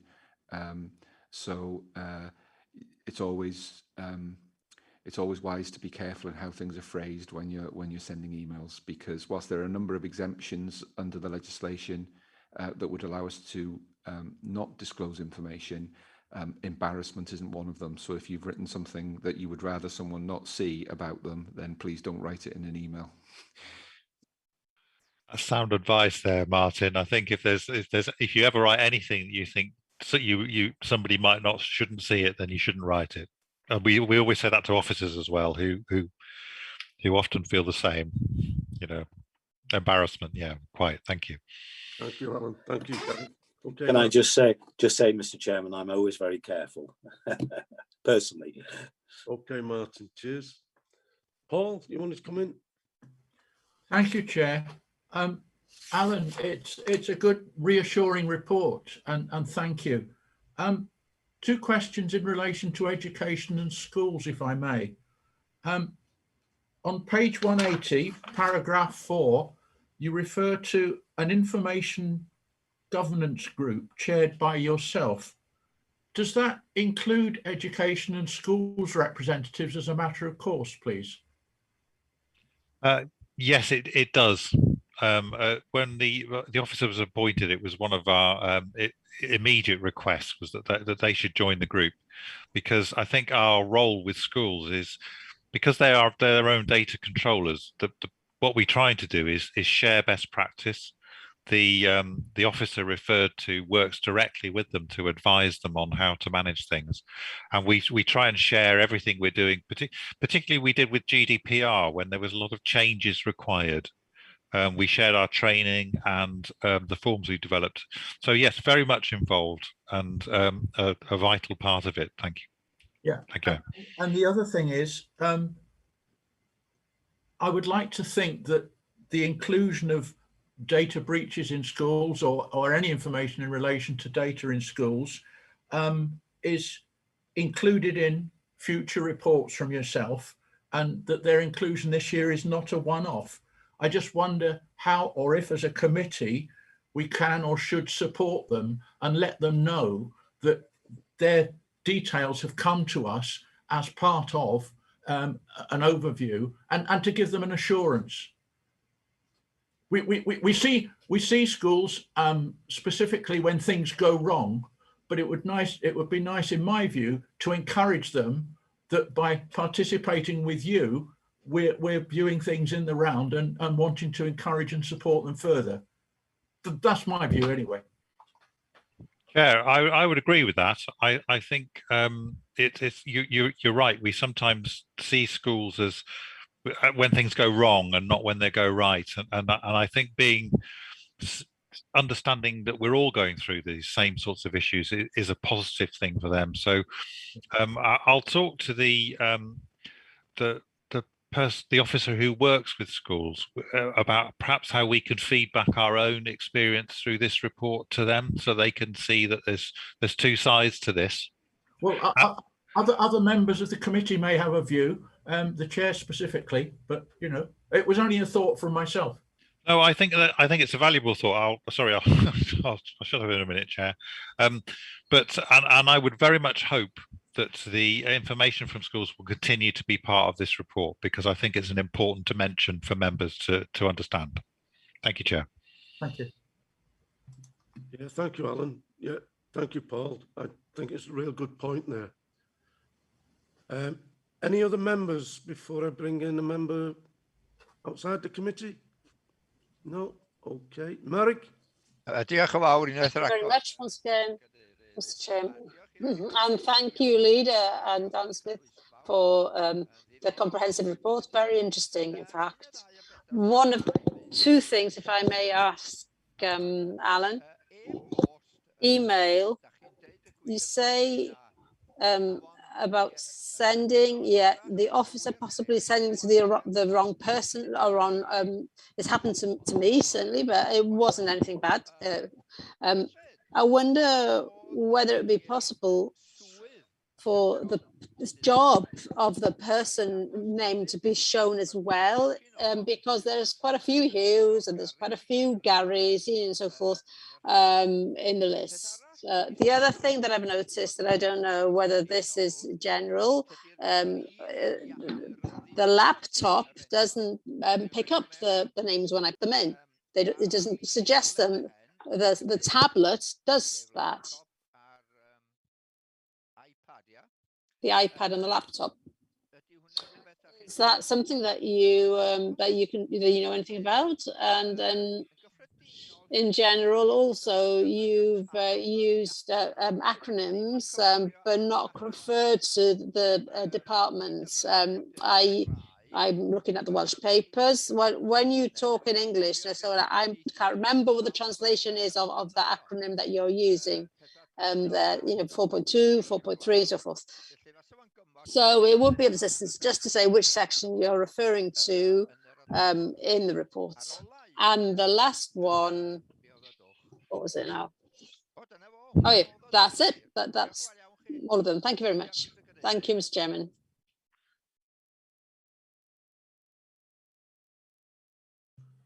Do you want to come back on that, Alan? Thank you, Chair. I've noticed actually that every member who's responded has described my report as comprehensive, which is generally a charitable way of saying too long. So I'll bear that in mind in future. But anyway, you only come once a year. You want to tell everybody everything, don't you? In terms of your laptop, Marek, I would suggest probably your iPad has learned your addressing preferences, and your laptop will do as well. So the more you use it, the more it'll learn, and then you'll get more choices. The issue about showing people's jobs and who they are, that is very relevant, and one of the things we're looking for with IT is how to make it clearer who you're sending something to, and showing their job would be part of that. Without going into the details, it's a bit complicated because we all use the same system, and we've got to. It's complicated, but we are definitely looking into ways of trying to do that. And apologies about the acronyms. You can see my report would have been several pages longer if I hadn't used some of them, but I attempted to put them in initially at the beginning to make them clear. But yes, I take your point. Following the report could be difficult with them, so apologies for that. Thank you, Chair. Thank you. Thank you, Alan. Thank you, Merrick. Late hand just gone up there. Julian? Yeah, it was just in response to Merrick's last question and Alan's answer. It depends on your iPad, certainly. If you're using the Boxer software, then it actually does put in the job title as well when it brings it up when you put in part of a name. Thank you for that, Julian. Okay, members, any other questions? I'll go to the recommendation. And the recommendation is that the contents of the report are noted by the committee. And I think notwithstanding a comprehensive report again from Alan. Thank you, Alan. Thank you, Leader. Thank you, Chair. Moving on then to agenda item number 13, which is the Governance and Audit Committee Forward Work Programme. Pages 187 to 190. Lisa, I know we've had mentioned that a couple of reports be brought back. I've got the contract management. We looked for November. I forgot the other one earlier on. Queen's Bench, I think. Oh, the Queen's, Chair. yeah. I think you were looking for a follow-up on Queen's Bench in January of 22, but that it would be part of Lisa's internal audit update. I think that's what members agreed. Yeah. Is that a Freudian slip, Gary, reverting to your legal thing by referring to it as Queen's Bench? Oh, yeah, sorry. Yeah. I'll do it in Latin next time. Yeah. Paul, did you want to come in? Thank you, Chair. We did at the last meeting, right at the end of the minutes, page 13, say that we would include a quarterly update report from Audit Wales in the meeting to be held in September. Yes, we did, Paul, you're right. I think that is going in, isn't it, September, Lisa? Yeah, Audit Wales have already prepared that report, so it is available. It was just that I think the agenda was quite busy for this meeting, and so yeah, that's ready for the September meeting, if that can be included. And September is looking quite large. Is there anything else on the forward work programme? Chair, just to note the earlier decisions around final statement of accounts going in November.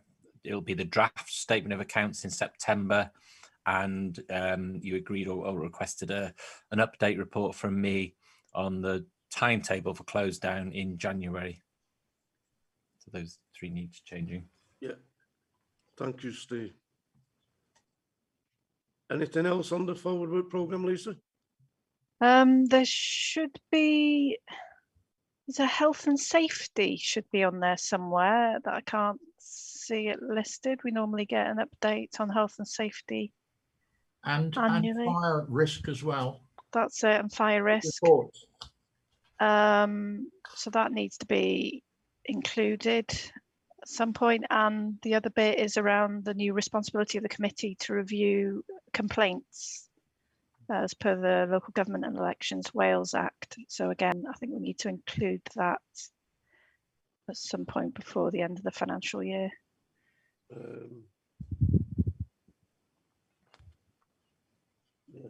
Can I suggest, Chair, that Democratic Services speak to Jerry Lappington about the most appropriate time for his health and safety report to come through. We can look back at when the last one was brought. And in terms of complaints, we can speak to the relevant officers, because they will have previously taken complaints reports to performance scrutiny. So we just need to make sure that we sort of dovetail that so that there's no duplication, and that Lisa's right, it's part of the terms of reference of this committee now. So we just need to speak to them to make sure that it's timed appropriately. Yeah, members happy with that? Yeah. Yeah. Thank you, Gary, for that. Is that it then? Yeah. You happy, Lisa? Yeah, I think the Democratic Services has populated the dates for future meetings now that they've been agreed. So yeah, there'll be a need to populate those with, you know, annual reports when they usually come in. So Yes, yeah, I'm sure Paul would mention that. So getting there first. Mr. Chairman, can make a plea if they are looking at dates for next year that our corporate governance meetings don't follow immediately after a full council, because there's always a lot of papers to read for full council and then a lot of papers to read for corporate governance. So just a plea. And then can I also wish everybody a happy summer, and I hope that you all have a good break. Yeah. Thank you, Martin. Well, thank you, everybody, for today's meeting. It's been quite a long meeting. Thanks to our friends from Audit Wales. And again, won't get this sun lotion on. See you all again. Cheerio. Bye. Diolch yn fawr.